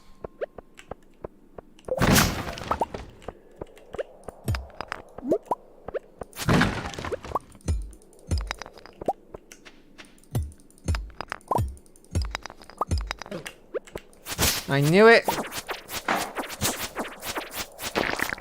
Before I saw it move.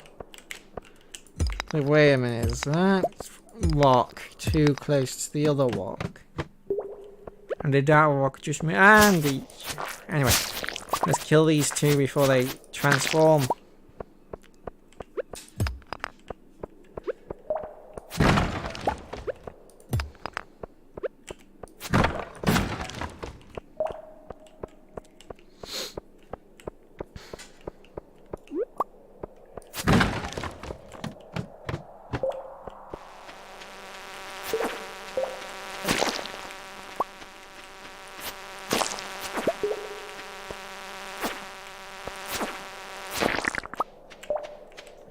Now let's kill this guy real quick.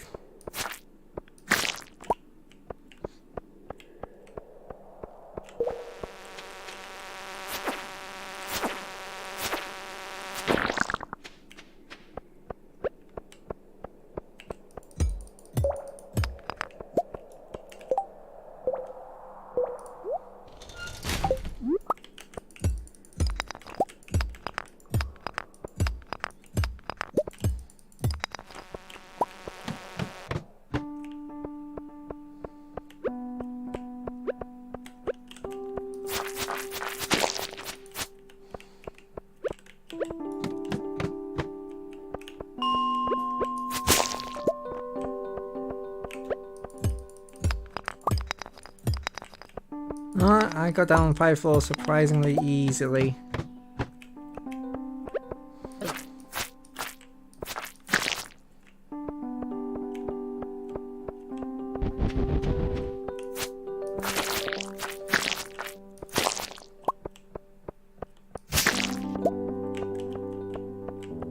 Oh yeah, another sticky. So let me kill these two real quick so I can get closer to the bug slayer goal.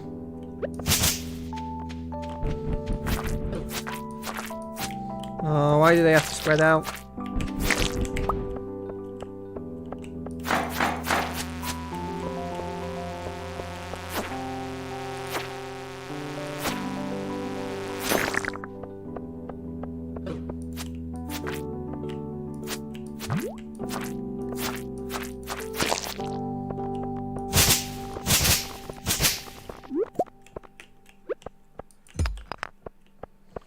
Alright, let's start digging these rocks.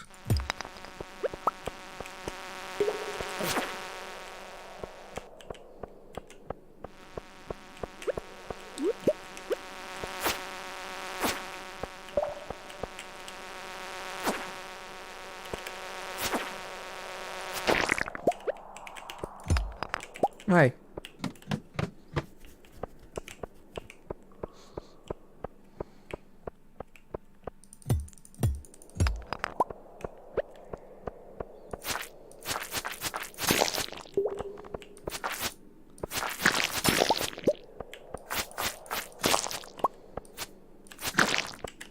Right. Oh. Craft another bug meat steak.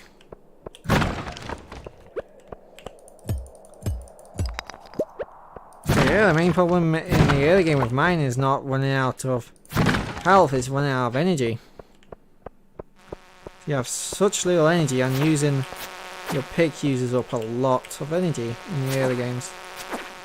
Early game of Stardew.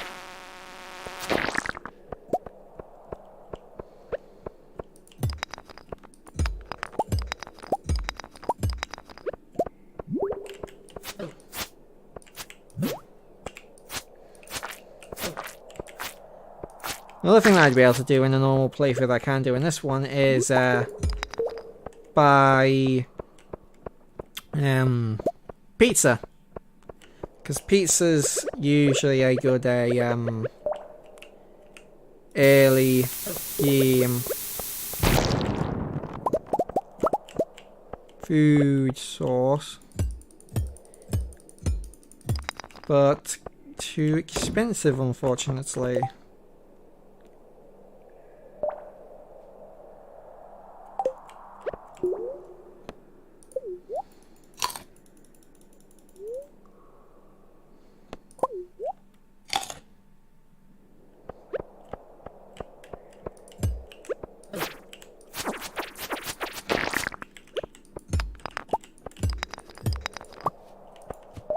Oh. Oh, that goal on it. Oh well.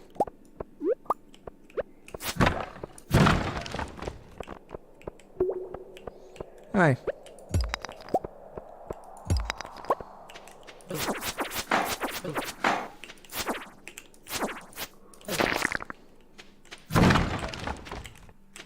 I'm gonna need that.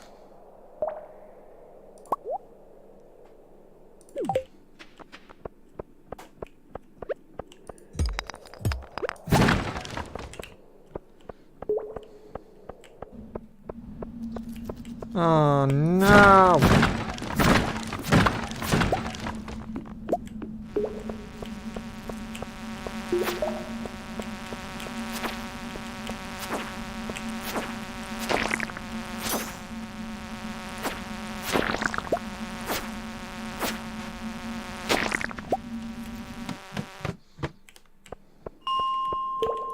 And that'll be enough for today.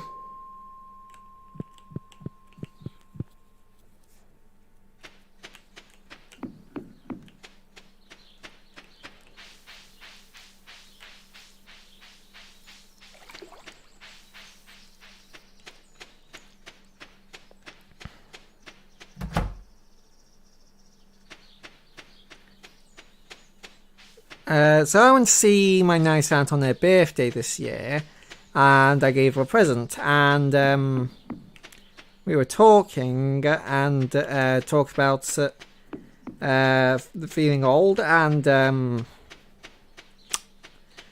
I mentioned how that in my lifetime, Yum Yums have gone from, which is this British sweet, which is really sugary and sweet, have basically gone from £1 for 4 to £2 for 4. They've literally doubled in price within my lifetime.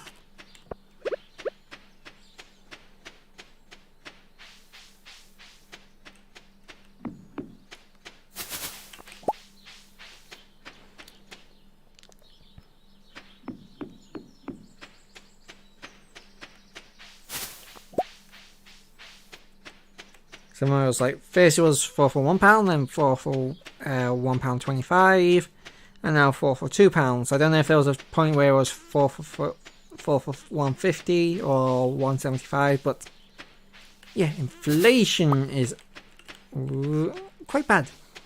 Well, not quite bad. I don't want to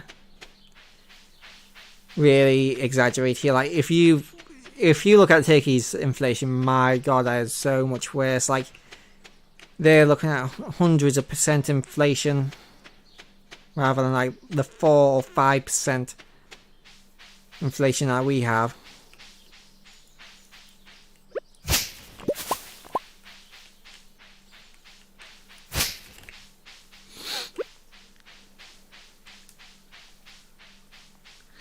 Like, yeah, I think the MPs is like freaking out. It's like, it cannot get to like 5% inflation, otherwise the world will end or whatever. But then you look over at it and it's like, the inflation is just careening out of control. And that is a country that's in the EU and NATO. So it's not like Turkey's just like a small, country that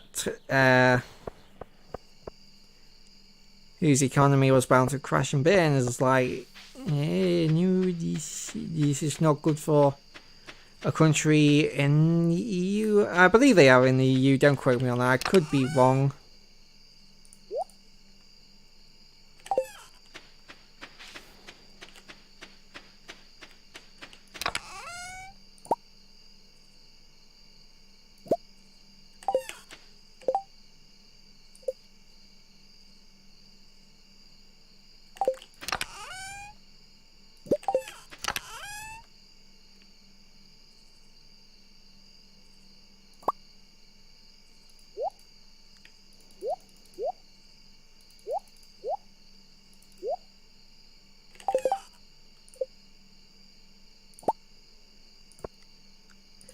Oh, let's go to those just settings real quick.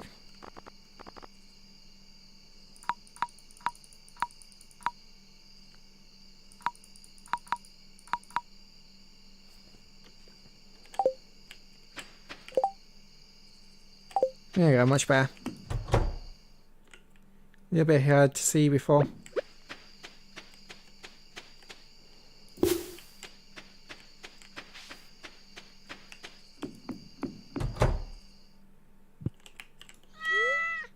And sleep.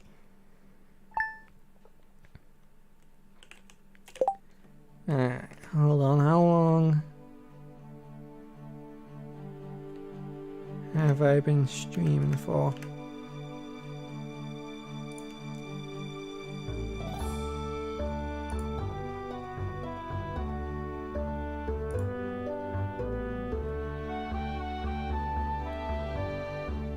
$3, yeah, I think it's time to end it here because, well, I would love to continue on.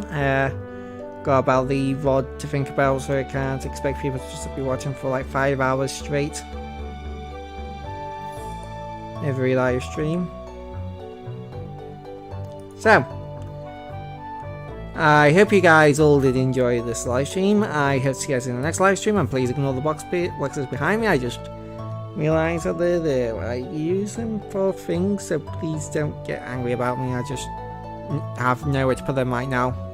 Anyway, bye bye.